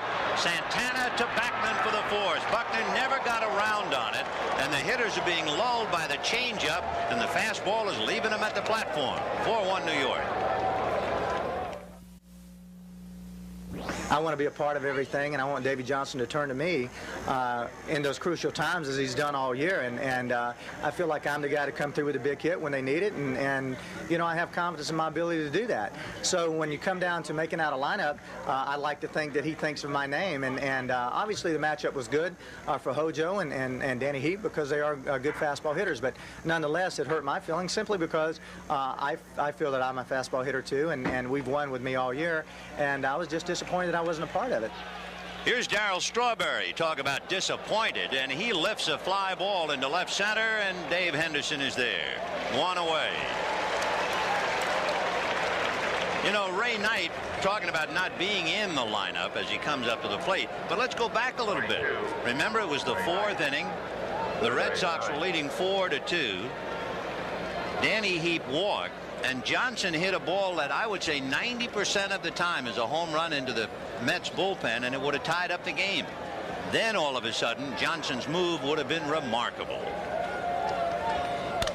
Shot foul, and that'll send them scurrying in the far end of the dugout, not to mention what it'll do to a cameraman, but he's big enough to take it. Dangerous territory when they get that ball inside, or they're going to try to pull that ball against the wall. That was an off-speed pitch, and Ray Knight just went out and got it, and he just jerked it right to the left side. Knight, the board on a fielder's choice, and popped up, but the fielder's choice is a big part of the ballgame. Little roller down to shortstop, backhanded by Owen, almost threw it away. Good play by Billy Buck. There was the perfect pitch, Vin, that the hitter really should stay away from if he's going to try to pull it against the wall low outside. You cannot pull that pitch. Now, he's got plenty of time here, and he just throws it badly, but it was a routine ground ball. 25. Buckner makes a nice play dancing over in the foul territory. So with 2 out here in the 6th inning, Danny Heap will be coming up. Take another look at Owen's throw. It just was a sailor. Buckner able to handle it and at the same time get out of the way of Knight. Remember when Knight hit the ground ball to Boggs, and the Sox should have gotten at least 1 and instead messed up the rundown, and the bases were loaded. And then Heap singled to drive in 2 runs. That's the biggest single play of the night. Last time up, he flied to center in the 4th. Ball 2, 2-0. Dennis Oil Can Boyd. Boy, what a story he's been here in Boston.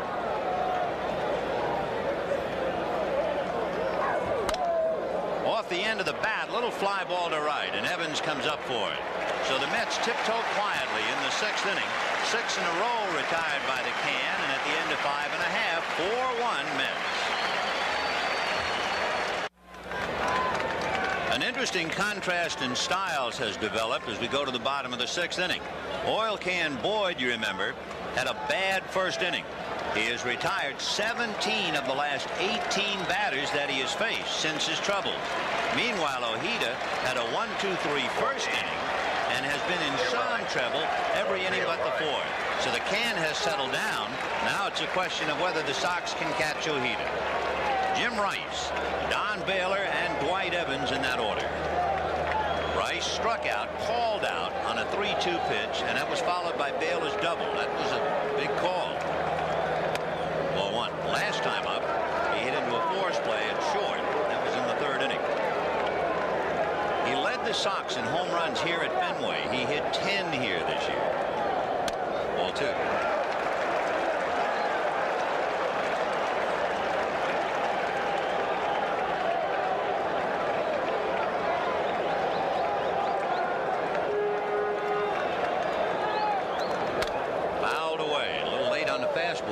have a good hack at it, and it goes up on the roof. Well, his hitting theory is pretty simple. I see the ball, I react. If you've got good reflexes, you don't need philosophy. And with 10 home runs at Fenway, he's proven his point. 2-1 to Jim.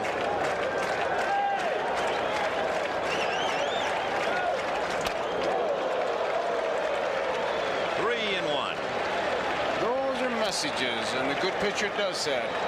He backs him right off the plate. That sets up his off-speed pitches. 3-1.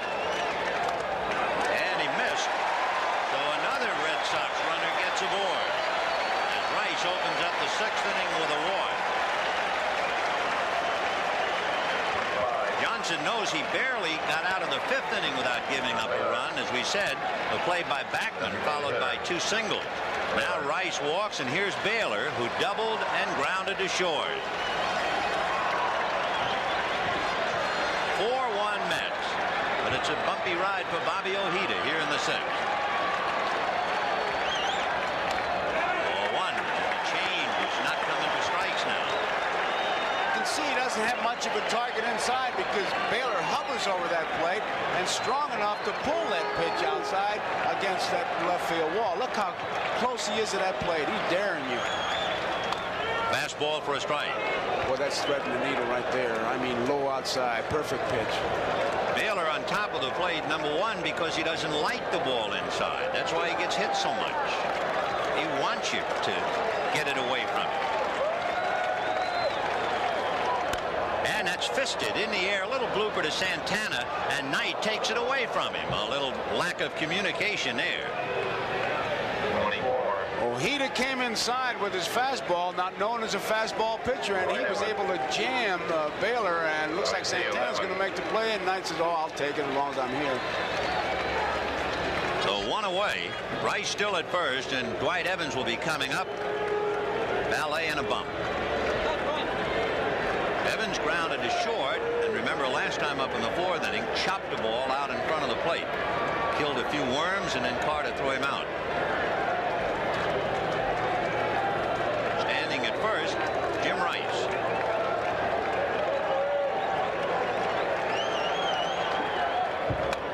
Started him with a change and got it over this time.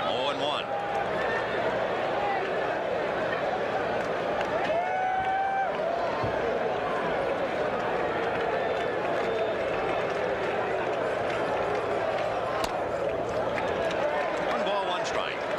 Has a ritual. He'll look at Evans to see if he's in the same spot, and then he'll look up to see if he's sneaking a look, and then down the first base line. There he is looking up.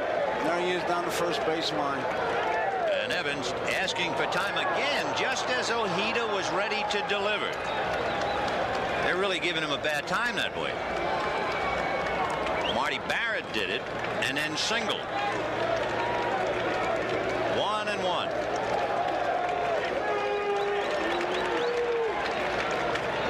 It's okay to ask for time now, but that's twice the Red Sox have gotten away with bending the rule. 1 ball, 1 strike. Fastball, and it's hit foul off to the right. Very doubtful. It will be well back into the stand. 1-2. Here's what we mean about Gary Carter behind that plate, just checking everywhere. There you see him looking down the first base line.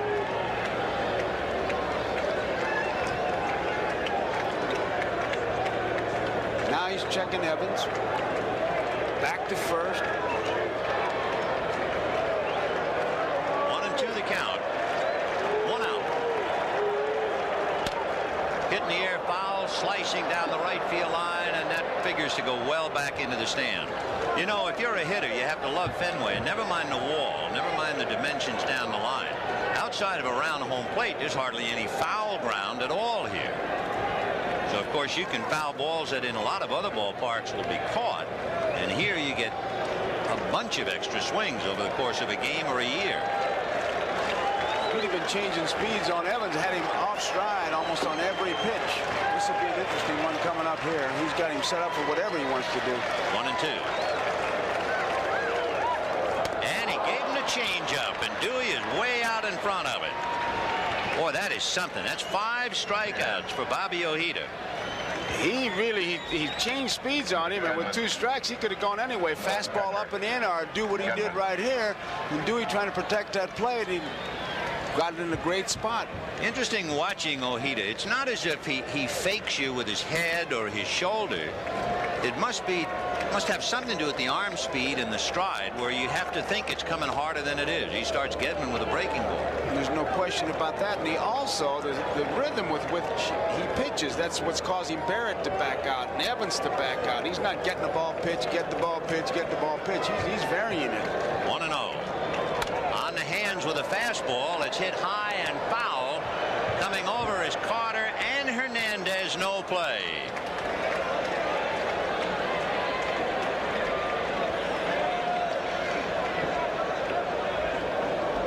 Carter's coming over. He thinks he has a play, and the wind's swirling here. He finds himself. You saw him look for the stands. He knows how much room he has.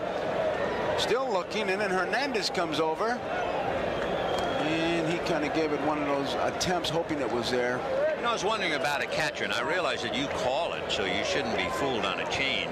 But the hitter is way out in front. Do you ever find yourself, when you were catching a guy through changes, you were lunging at the ball sometimes? Only if he did it on his own. And then you go out and talk to him, because that messes up the infielders. No, you should never be fooled. 1 ball and 1 strike to Rich Gedman. Curveball. Oh, did he break off a deuce? Years ago, Roy Campanella called that public enemy #1, and that has imprisoned more hitters than anything you'd ever want to look at. Look at this snake. And he also took something off. I mean, that's not as good a curveball as oil cans for. He's breaking down, but the off speed, the way he changes speeds, and again, he's got him set up perfectly. Another curve, and they're going to check at third. No swing, and an emphatic call by Dale Ford. I mean, he was going to let everybody in the state know. I think he was a little bit annoyed that Carter would even ask. I don't know. I would ask. I would ask. I mean, it was almost like he wanted some TV time. 2-2. In the dirt. The curveball goes behind Carter, and moving to second base is Rice. Carter instinctively waving with his hand as he went back after the ball, telling Knight to go to third and waking up Ojeda as well. Watch it. The curveball just got right on by him. Looked like he started to shift. He didn't get his body in front of it, but he did have the glove there, and it was just a 55-footer. Now here's a big pitch, 3-2 on deck. Dave Henderson. Curveball got him looking. Gedman doesn't believe it, but it got him. And it is 4-1 Mets at the end of 6.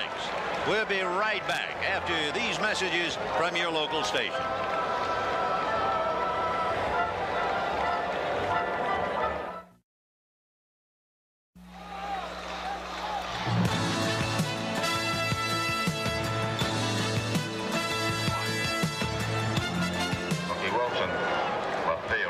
Here's Gedman taking the pitch, and give Ojeda credit, curveball, and of course Gedman, that ball was outside.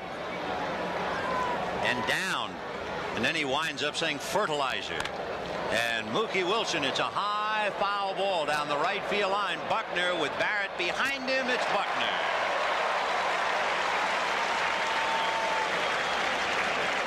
One out in the 7th inning, and Rafael Santana coming up. Oil Can Boyd has now retired 18 of his last 19 batters, but he was touched up and roughed up for a 4-run first inning, and it's 4-1 New York in the 7th. Santana hit into a force play, grounded to third, 0 for 2. 3, Rafael Santana, starts out.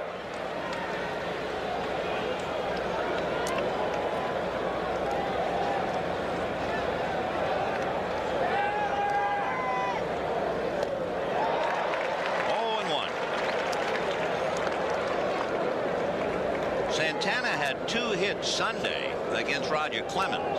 He came into the postseason really sharpened up. He had a very quiet bat all year, and he hit about 280 the last month or so. 0-1. Flying open. 0-2. Oil Can Boyd.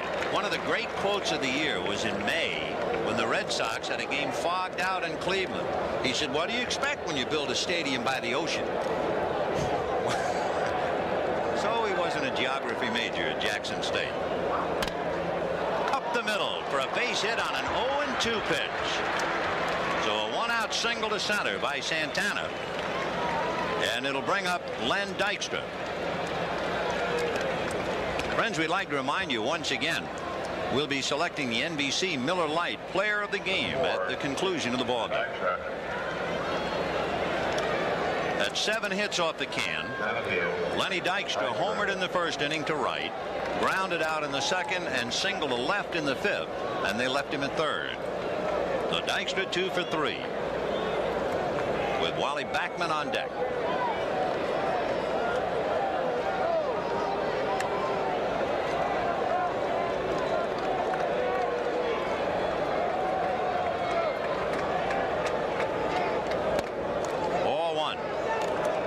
Is looking bunt. Boggs has to look bunt. He's in on the grass at third.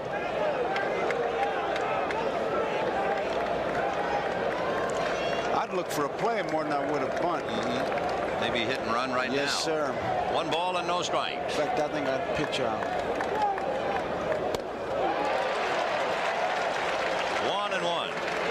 Every now and then, Davy Johnson goes wild because he thinks Dykstra is taking a home run swing. Of course, the home run was a big one in the league championship series, and he hit a home run in the first inning. But I'm sure Bill Robinson and Davy constantly saying to Dykstra, hey, little man, you're not up there to hit a home run. He took a home run swing on that pitch. 1-1. And there's the bunt we thought about. Strike 2.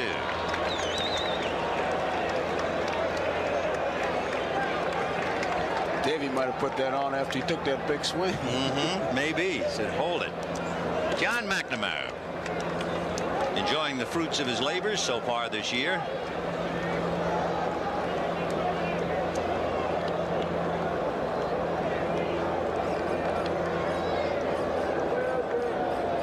One and 2 to Lenny Dykstra. Now with 2 strikes, Boggs is sure Dykstra wouldn't try to bunt. He goes back to a normal depth.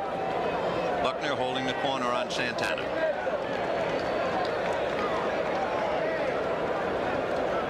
And he whacks it into right field. Base hit. Santana to second. Evans with the good arm. And Santana will not test him.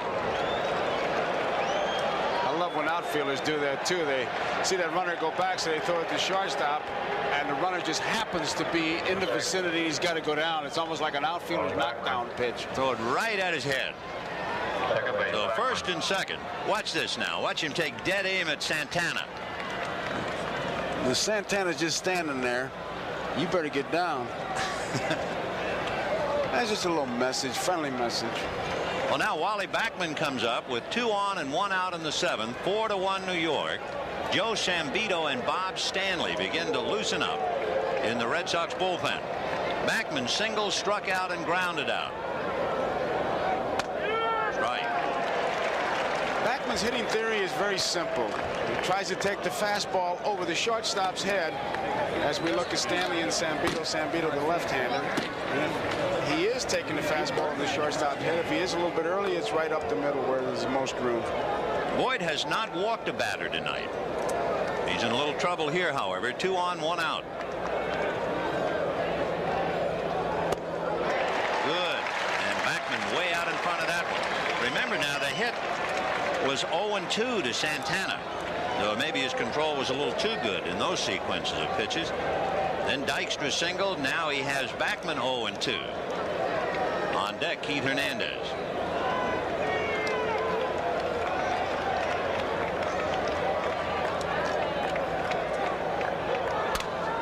Little fly ball to shallow left. Rice has a play. So the runners hold. In talking about Boyd, control, of course, is one of the mainstays of his work. He walked more than 2 in a game only 3 times this year. But he's throwing strikes. Still no walks tonight, and now he goes head-to-head with a man who walks a lot, Keith Hernandez. Hernandez singled to center, grounded to Buckner, and flied to right.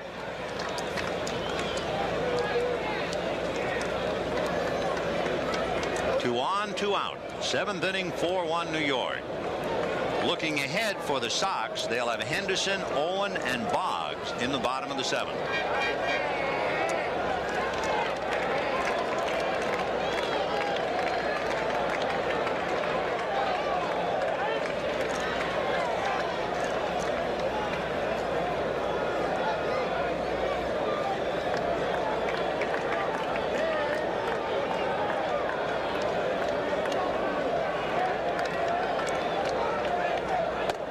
Started him fastball away, ball 1, 1-0.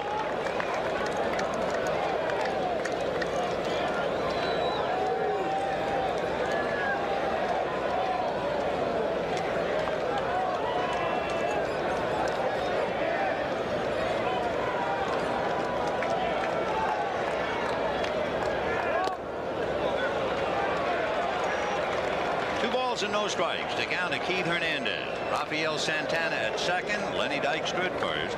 2 out in the 7th. 4-1 New York.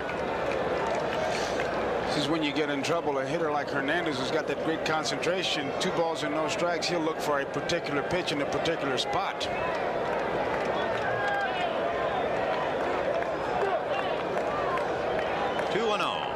Remember where we showed you Buddy Harrelson was coaching from earlier, where he was beyond the coaching box? Now he's in front of the box, because if Hernandez hits the ball down the right field line, then Harrelson will come way down the line to shepherd the runners. If there's a ball hit to left field, then he really has to make a decision with Santana. The fact that Rice can charge and come up throwing. 2-0, the count to Keith Hernandez.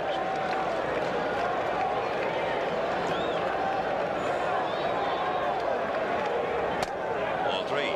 Spike Owen trying to bird dog Santana with a left-hand hitter up. The shortstop is right behind Santana prior to the pitch. Carter on deck. 3-0 in Shea Stadium. They gave Hernandez the green light. You can bet that if he got it there, he's got it here. So it's up to him if he wants to whack at this one. With 94 walks, you don't figure he'd chase a bad one. And he won't, and walks to load him up. So Gary Carter will come up with the bases loaded. 2 out in the 7th inning, with the Mets leading 4-1, and for the umpteenth time in postseason, Carter has an opportunity to drive in some people.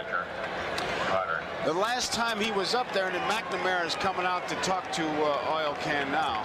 The first walk in the game given up by the Can. They were throwing curveballs to Carter, but see what happens here. We'll see if that walk is a distress signal.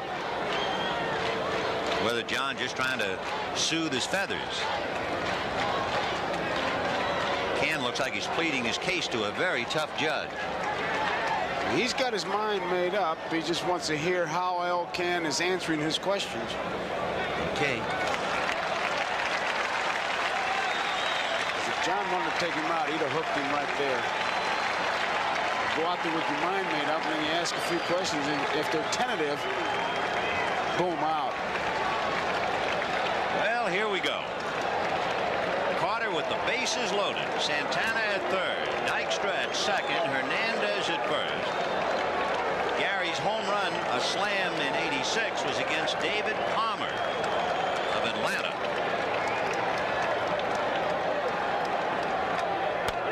Right. Looks like he started him with a slider. Took something off. Last time was 2 curveballs, and Gary hit the second one. He just changed speeds.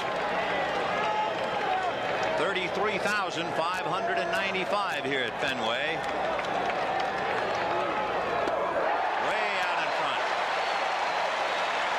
And they want to explode with relief. So does McNamara. Location on this one would be most important. Crowd really alive now, trying to root the Oil Can out of it.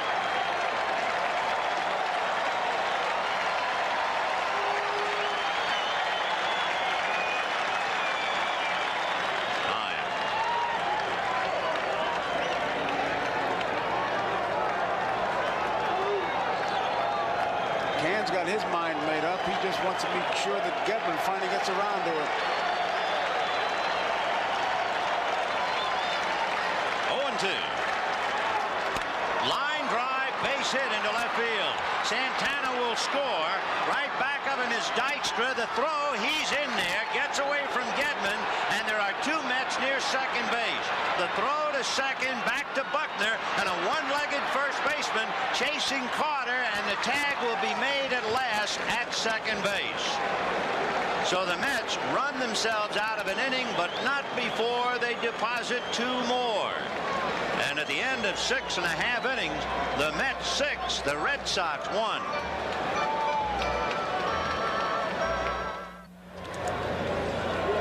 Here is Rice making the throw. And now it begins. It goes to the plate, runs, scores, and they've got two base runners down at second base. And Carter's in no man's land. That's some race, isn't it?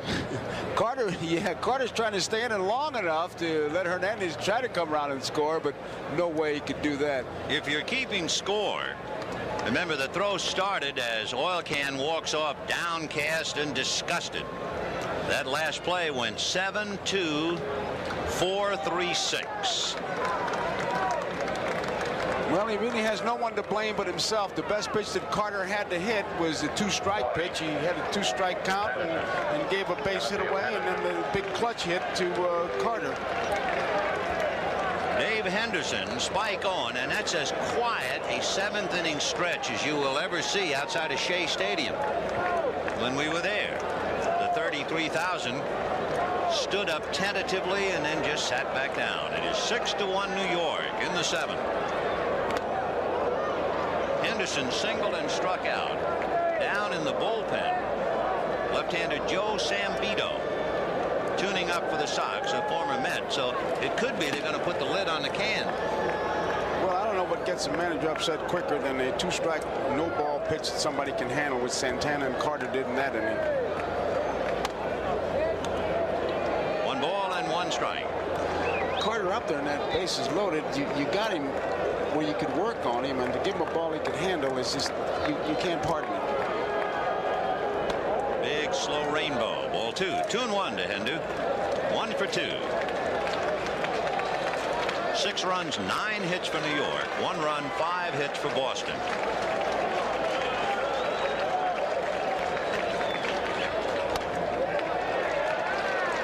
3-1 to count to Dave Henderson.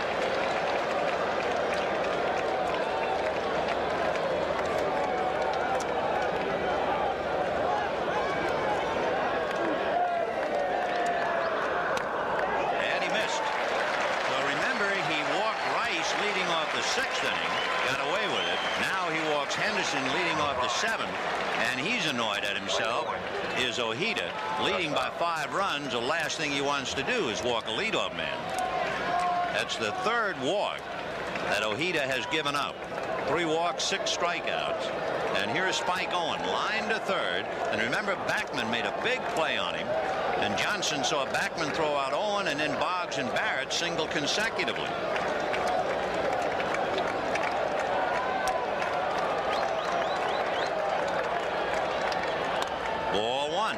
Especially in this ballpark, the one thing you want to stay away from is the base on balls. You got to make them hit their way on, and that's pretty much what Carter will do. He maybe buy a little time for the bullpen. No one throwing yet, and I use that word yet advisedly because windbreakers are coming off in the Mets bullpen.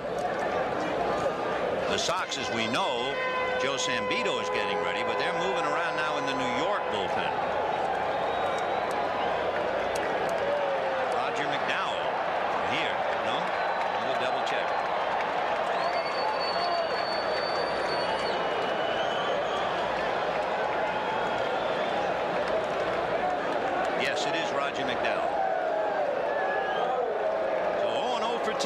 Henderson at first.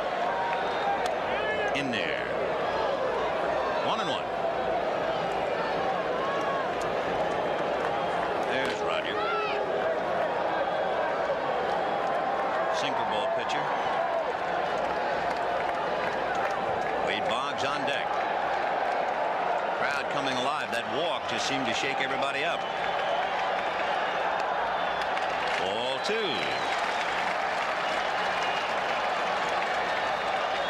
start a little wave.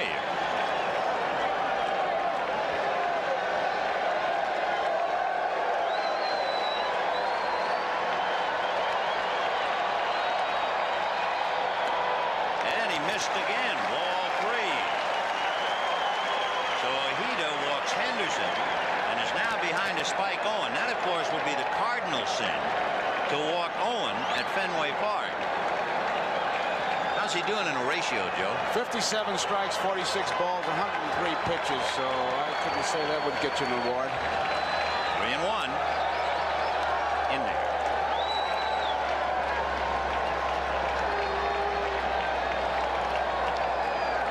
On deck, Wade Boggs, who has a walk and a single in 3 trips. Well, Heater's been able to make that big pitch when he's had to do it. And this is a big one for him right now. 3-2 to Spike Owen.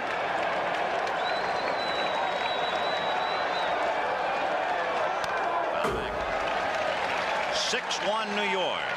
Bottom of the 7th. Nobody out. Ojeda has retired the side in order only twice. In the 1st inning and in the 4th inning.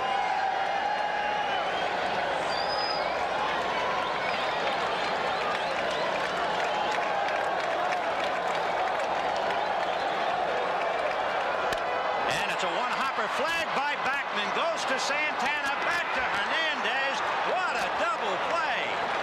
Oh, what a picture book double play. Backman, Santana, Hernandez taking what looked like a sure base hit away from Spike Owen. Ball is well hit. Backman comes up with it, finds his man even though he's off balance, and Santana didn't wait that time. He knew who was running, and he makes a tremendous pivot. Here's the play right here, to be off balance and give Santana such a good ball to handle. So Spike Owen should be 2 for 2 in his last 2 at-bats. He has been robbed twice, and each time would put a roadblock up against the Red Sox offense. In the 5th inning, Backman robbed him, and then you had singles by Boggs and Barrett. And now he takes the steam out in the 7th on a shot to right, and Backman turns it into a deuce. 2-0. It is almost a note of irony to see Wally Backman making dazzling plays and realize the only difference between these 2 teams in Game 1 was the error by Tim Tuffle. Pop foul off third. Knight not quitting. He comes to the lip of the dugout, but it's back in. 2-1. Boy, that's got to bust you inside when you hit a ball that hard, and instead of a base hit, you hit into a double play.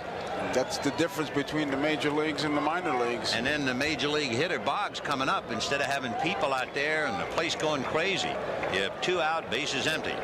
What a play. Well, that's what you tell the pitcher. Give us a chance. As we look at Tuffle, give us a chance to make a play, we'll make it. But a base on balls, there's no defense against that. 2-1. Popped in the air around the plate, and Carter says he has it. He Tough threw his play. mask away very early, and he winds up 4 feet in front of it. Wally Backman turned that inning completely inside out, just as he did the 5th inning, and it's 6-1 New York. 34-year-old Joe Sambito, born in Brooklyn, New York, but raised in the Houston organization, and he was a solid performer for the Astros, particularly back around 1979, 1980, and 1981.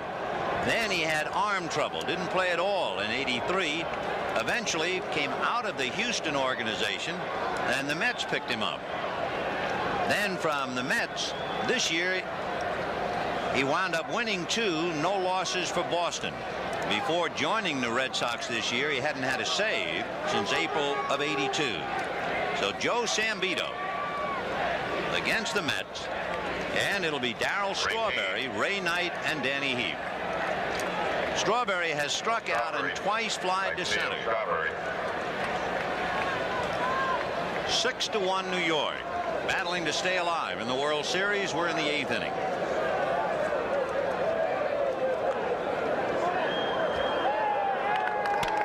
And Sambito is greeted with a line drive base hit to center. So Darryl Strawberry leads off with the base hit. That'll bring up Ray Knight. 22. Oil Can Boyd went 7 innings, allowed 6 runs, 9 hits, 5 of the hits and 4 of the runs in the first inning. The Can walked 1 and struck out 4. Ray Knight aboard on the fielder's choice. Bad defensive play by the Sox, allowing the Mets to load the bases, and then Heap single to drive in 2 in the first inning. Knight since then popped up, grounded out. Kevin Mitchell is now out on deck, right hand or left, and he'll be hitting evidently for Danny Heap.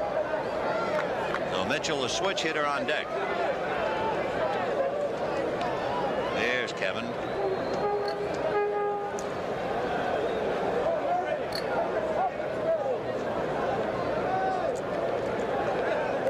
Strawberry at first, nobody out in the 8th. 6-1 Mets.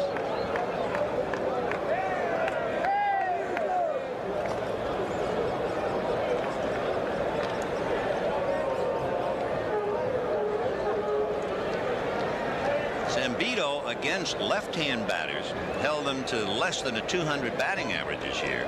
So it was a little surprise to see Strawberry walk up there and bang one to center on him. And he's in the dirt. Strawberry is on his way to second. Zambito recovers, but no chance to throw. Strawberry really didn't hesitate at all. As soon as that ball hit the dirt, he took off. He was very alert. Hit the Gedman shin guards and rolled right out to the plate. Ball pitch. Right off the left shin guard, and Zambito comes up with it, but way too late. Wild pitch, allowing Strawberry to take second, and to count 2 balls and no strikes to Ray Knight. Tomorrow night, game 4 figures to be Al Nipper for Boston and Ron Darling for the Mets.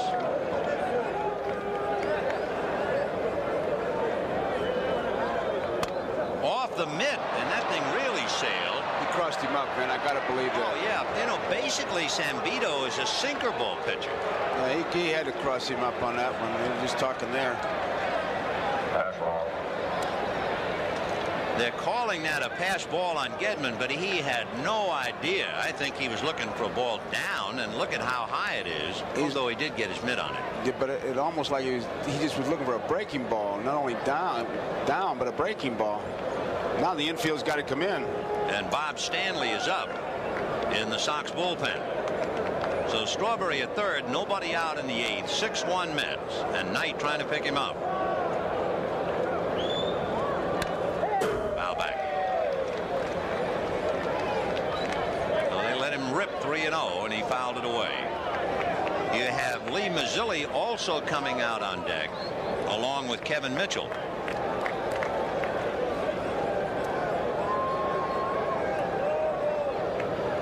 John McNamara has seen the Mets jump on Boyd for 4 in the first inning and then break it open somewhat in the 7th.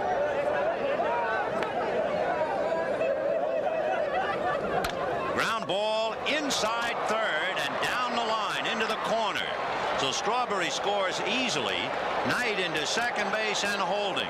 So the Mets' #1 hitter against left-hand pitching doubles into the corner and gives the Mets a very comfortable 7-1 lead. And all of a sudden, Fenway Park sounds like Shea Stadium. Wide of the bag, and it's just between Boggs and the bag. And Strawberry easily sees he can just walk in. John McNamara, talking about walking, is on his way to the mound.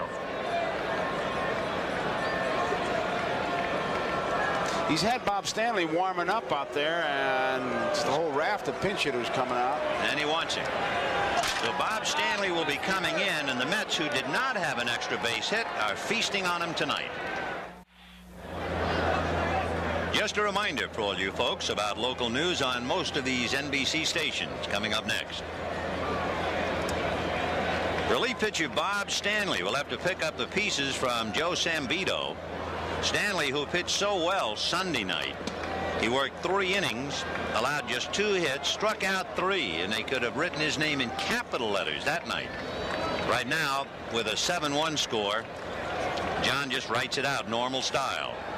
So Big Stanley, who has that great palm ball to left-hand batters, so we might look for it right now.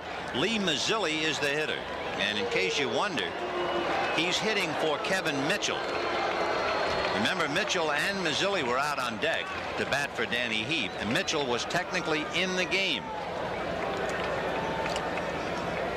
Stanley also has a good sinker to go with that palm ball, and if he's got the good sinker going, he could get the ground ball, and that, of course, is what they're looking for. Interesting thing about Lee Mazzilli, when he originally signed as a free agent with Tidewater in the Mets farm system, here's a ground ball to Marty Barrett that will move Knight over. Just to conclude the thought, Mazzilli in his first game hit a home run against the AAA team that belonged to the Boston Red Sox, Pawtucket.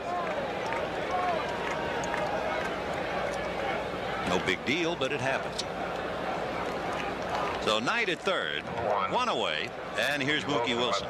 Struck out, grounded out, fouled out.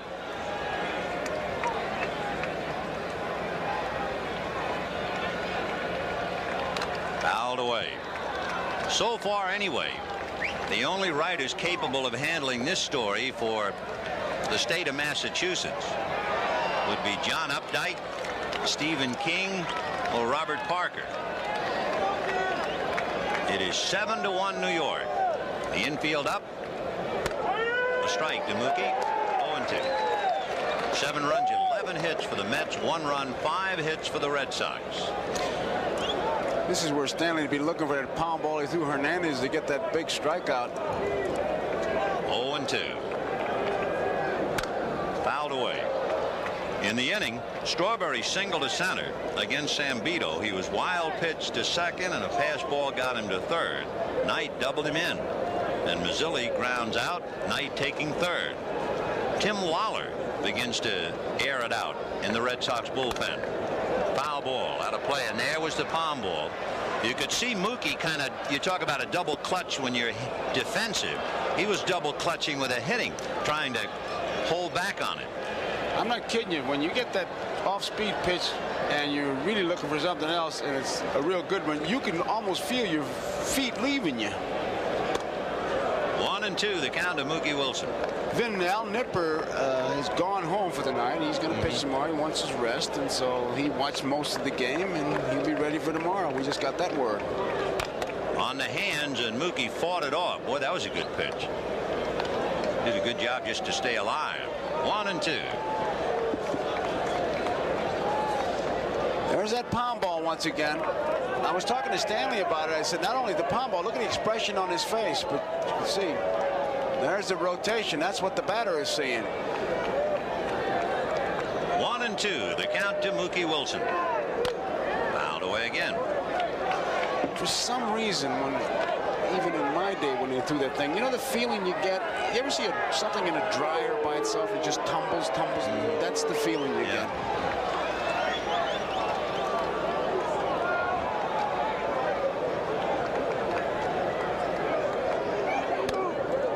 2-2. Big start for Al Nipper tomorrow night. I was just thinking about it. A year ago, he went on the disabled list with an ulcer. So it might be a tough night's sleep for him tonight. Way out in front. The palm ball gets another left-hand hitter. Big strikeout in that spot. Now the infield coach can drop back with 2 men out. He did what he had to do, get the ground ball. He lost the base, but he gets the strikeout. That's the 4th World Series strikeout for Bob Stanley. You could really see the rotation on that ball. And Mookie out in front had a good cut, but a little bit too far out in front.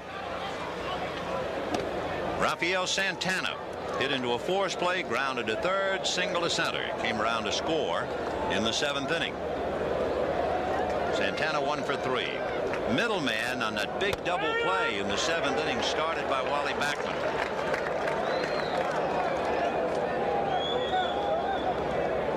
Santana also, when you think about it, in the 3rd inning, made a tough play look so easy. There's a comebacker to Stanley. So Santana's not going to get any headlines, but he's had a pretty good evening. So have the Mets as a team. They pick up another run, and they lead 7-1. Well, we talk about tradition continuing, the past and the present here tonight. You're looking at former Commissioner of Baseball, Bowie Kuhn, and the present Commissioner of Baseball, Peter Ueberroth. Roger McDowell will now try and pick up the loose ends and tie it up for Bobby Ojeda in the 8th inning. 7-1 New York. There has not been an opposing left-hander to go the distance at Fenway Park since Frank Viola in August of '85. But Ojeda did the next best thing. He gave the Mets a strong 7 innings, thanks particularly to 2 big plays by Wally Backlund. Remember, Bobby Ojeda got the Mets' first win against Houston with a complete game 5-1 victory. Well, he certainly made his contribution. But now it'll be Barrett, Buckner, and Rice against Roger McDowell.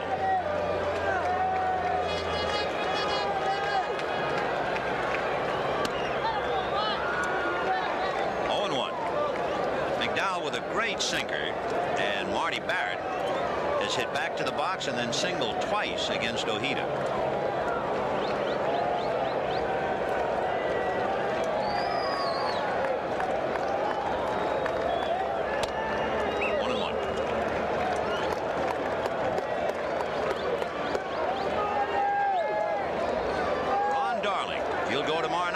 Al Nipper. So while Al Nipper is home getting his rest, Darling is here charting pitches. Right. 1-2. When you describe that McDowell sinker, they just refer to it as nasty. In fact, I remember a year ago, he had such a good sinker, immediately somebody thought maybe he was monkeying around, but no official protest made. There's a sinker, and it's hit wide at first. Hernandez does a 360 and hits his man on the move. Boy, that's a pretty play to watch.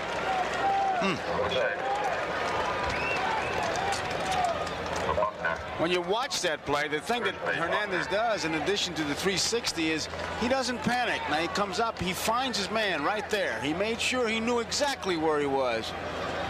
And look at the textbook. McDowell hitting the inside part of the bag with his right foot to get away from the runner. Make the left turn. Stay the inside of the diamond. Practice that all spring training. Buckner flied to right, struck out, hit into a force play, and that's a strike. 0-1.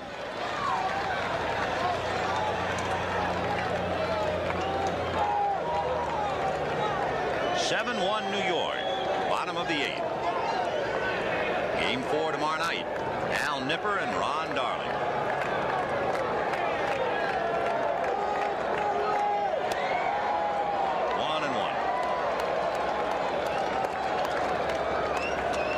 Scored 4 in the first, 2 in the 7th, 1 in the 8th. The only Red Sox run in the 3rd inning. Kind of a whimper of protest so far.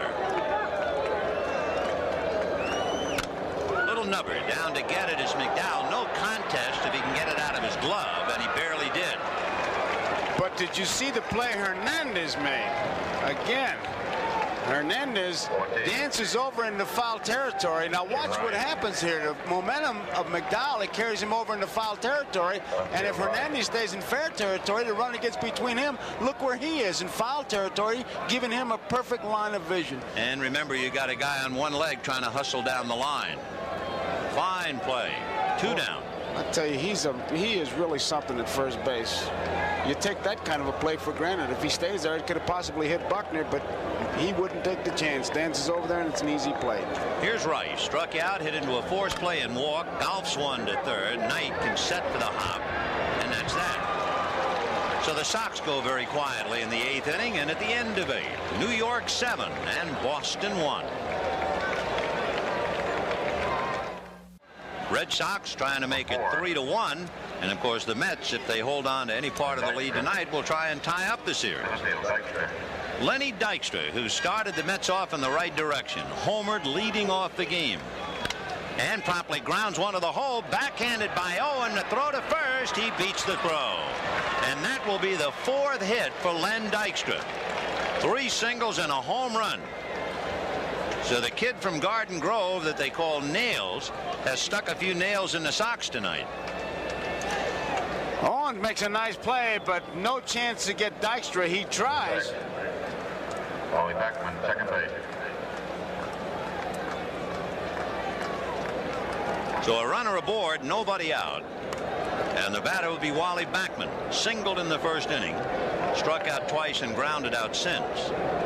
Scored a run and made 2 very vital plays defensively.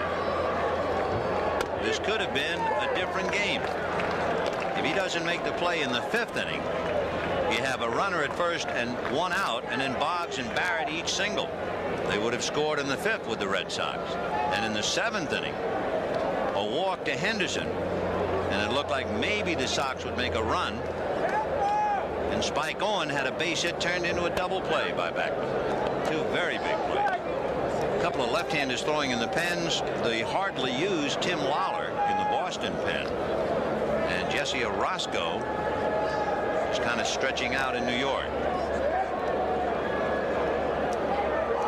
And Doug Sisk is going to join Orosco.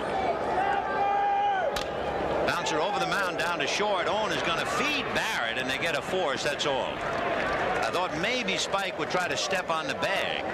And by the time he was able to get the ball to Barrett, Barrett just had to get out of there for his life.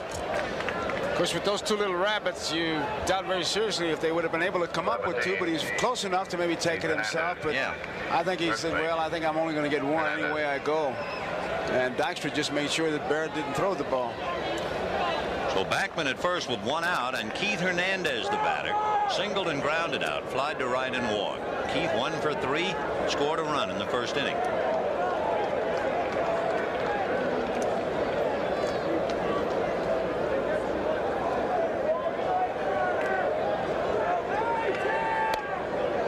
Ball 1.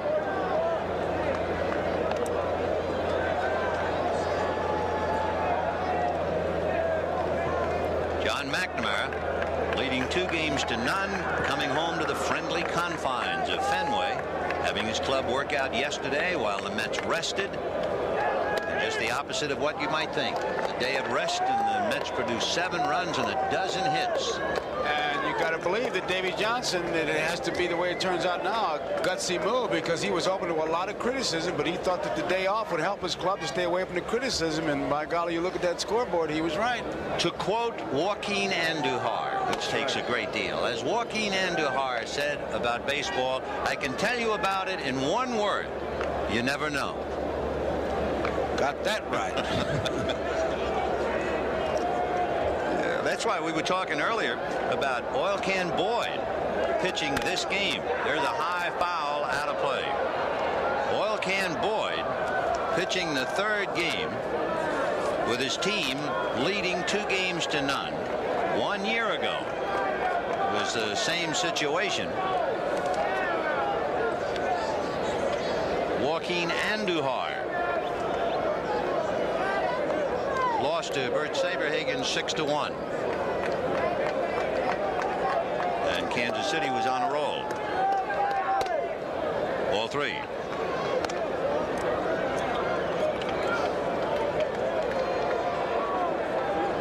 Three and 2 with 1 out. Buckner almost reluctantly goes over to the bag. Backman taking his lead. We'll see if they play run and hit. Nope. Instead, a base hit by a diving Boggs. And the Mets have runners at first and second, and Hernandez is 2 for 4 plus a walk. Just to clarify that for further reference, in case you not follow baseball that closely, run and hit on a 3-ball count, the batter is certainly not obligated to swing at ball 4. Hit and run, you swing to protect the runner. And here's Gary Carter. Carter doubled in a run in the first inning, flied to center, popped to short, and then singled with the bases loaded to drive in 2 in the 7th inning.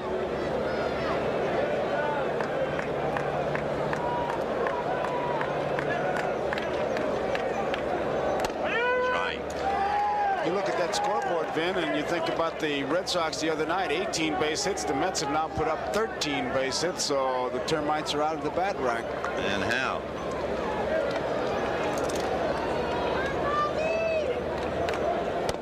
The Mets, who did not have an extra base hit in the first 2 games, had Dykstra homer leading off, Carter double. Later on, they had a double by Ray Knight. 1-1. And he hits a hopper down to Owens, Spike goes to Marty, and he goes to Billy Bucks, and that's it. 6-4-3 double play, a couple of base hits and nothing else. And at the end of 8 1/2, 7-1, New York. Bobby Ojeda was the first pitcher in baseball history in the World Series to start a series game against the club for which he played the previous year. And he gave his team a strong 7 innings, allowing just 1 run and 5 hits. Consequently, he stands to be the winning pitcher. And there's the note. Not since Hippo Vaughn in 1918. That was the year that Ted Williams was born and the Red Sox won their last World Series. Well, he was certainly a big part in the events tonight. McDowell now is trying to get the last 3 outs. It'll be Don Baylor, Dwight Evans, and Rich Gedman. And Marty Barrett can just think about tomorrow, perhaps. Tomorrow night, Ron Darling and Al Nipper. Don Baylor against McDowell as John McNamara talks to his troops.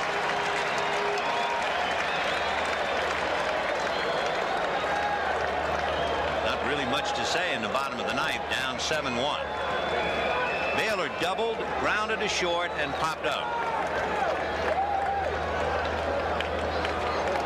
There was even a story on the double. Remember, Rice led off the inning. The count went 3-2. He was called out on strikes. He thought it was ball 4. Baylor doubled, but it was a non-productive inning. Don 1 for 3. He wants Harry Wendelstedt to look at that sinker, and it's okay.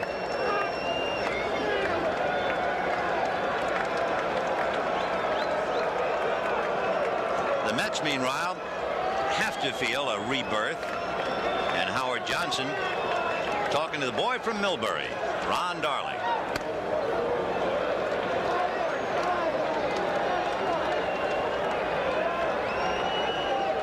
Jim Rice will look back to that call strike 3 in the 2nd inning as part of a long evening, and then hit the ball hard in the 3rd, and Santana short hopped it and turned it into a routine force play, but it was a much tougher play than that.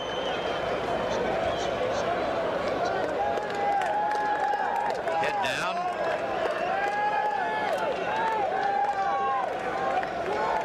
Bill Buckner has given it his best shot. Buckner tonight 0 for 4.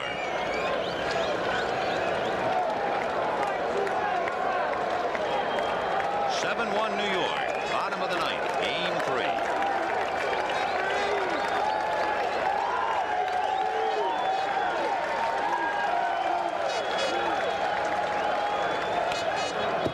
Just did get the top of that sinker. Oh, he's got a vicious sinker. It's a heavy ball. It's almost impossible to get under that ball and lift it for the extra base hit, the home run. You throw it low, it looks like it's a strike, and then all of a sudden she sinks. It's out of the zone, and it results in a ground ball. 1-2. Another thing about a sinker ball pitcher, remember, he relieved Darling in the 1-0 loss. He didn't pitch in the Gooden game. You can see what the sinker has done. But the point is that it seems traditionally the more you use a sinker ball pitcher, as he gets tired, he becomes even more effective. He begins to drag his arm, and the sinker sinks even more. And it's hard to explain, but when you catch a sinker ball pitcher, your hand will puff up. I mean, it is a heavy ball. That's the way you describe it. It seems to land in your glove and just bore right in. It'll take 2-3 bites out of your hand, it seems like. And yet you'll have somebody who on the sidelines will throw that fastball and hit your mitt like he's stacking lumber, and you feel nothing. But the sinker baller, heavy. 1-2. And that's a shot foul into the crowd. You see that a lot here, Ben, and it's inside, but it's so far inside you can't do anything but hit it foul. I wonder, as we see John McNamara and Dick Bresciani and the Boston dugout, in watching Carter, as so many catchers do today because they have that split catcher's mitt. You keep your left index finger out of the mitt. if that doesn't take some of the heat off the pitch as far as handling it. It takes a lot of it off, and then they're catching it in the webbing. In the old days, you really caught it in the pocket, but with the split mitt, you catch it between the thumb and the index finger, and you keep the thumb out there, and you don't get that bad hand. You can see that thumb, and he's got some padding there, and he's got also a protective glove, but look at the webbing. It's almost like a first baseman's mitt, the way they can fold it. It's like a tweezer. It's a tweezer effect, and that's where they catch it, and so they protect their hands. They're just smarter than we were. 1-2, the count to Baylor. They fill up the middle. Wally Backman is almost behind second base. And then they pinch the left side. Santana deep in the hole, and Knight almost on the line. Not quite the shift that Ted Williams made famous, but almost. 2-2 to Baylor. Chopper up along third, foul ball. Foul ball.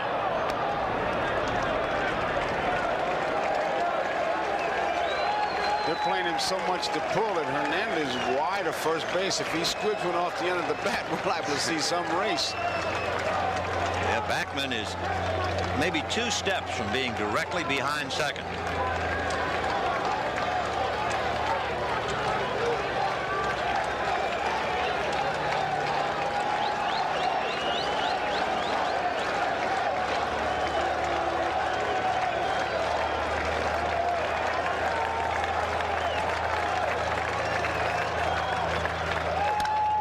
Foul ball. A reminder, this telecast presented by authority of Major League Baseball may not be reproduced or retransmitted in any form without the express written consent of Major League Baseball. Bottom of the 9th, 7-1 Mets. Roger McDowell trying to finish it off for Bobby Ojeda, who went 7.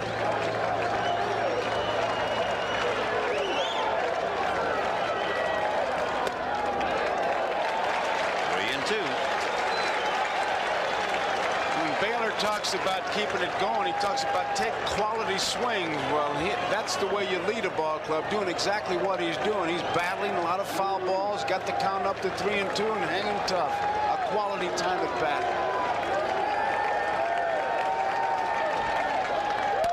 Fouled away. Boy, he's fouled off a bunch, and Gary Carter, I think, got some dirt in his eyes behind the plate. He sure did. Those foul tips, they usually dig up that dirt, and you're lucky you didn't get one off the end of the finger. Especially a sinker ball, I guess, too. Your fingers get chewed up so much. Jerry Grody said it. He used to catch for the Mets, said it best. He said you could always tell when your fingers were back in good shape, you could put the toothpaste cap back on. You really get them chewed up with these sinker ballers. Back to work goes Carter. 3-2, the count to Don Baylor.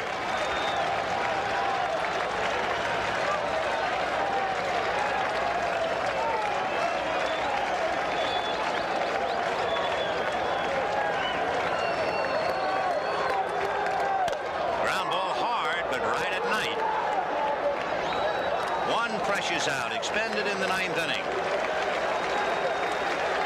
Dwight Evans coming up.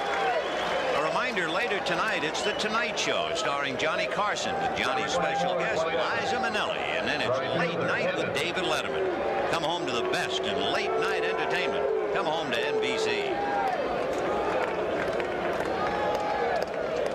Dwight Evans, grounded to short, thrown out by Carter when he beat one out in front of the plate and struck out.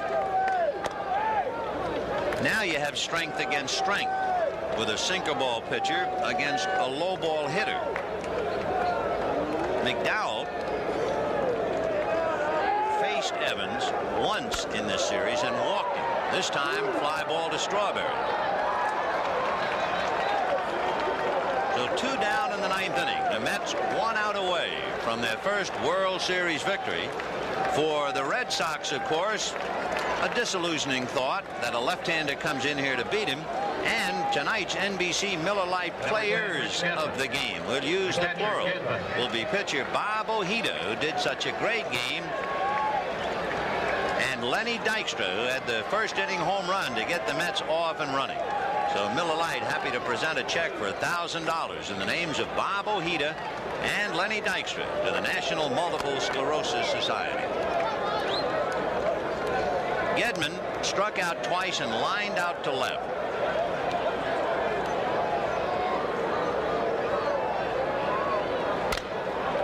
A hopper to second base. Beckman cranks it up. And let's put it this way tonight. The wall, the green monster, did not figure in the game at all as the Mets beat the Red Sox 7-1. We'll be back after this. Ladies and gentlemen, the Red Sox and the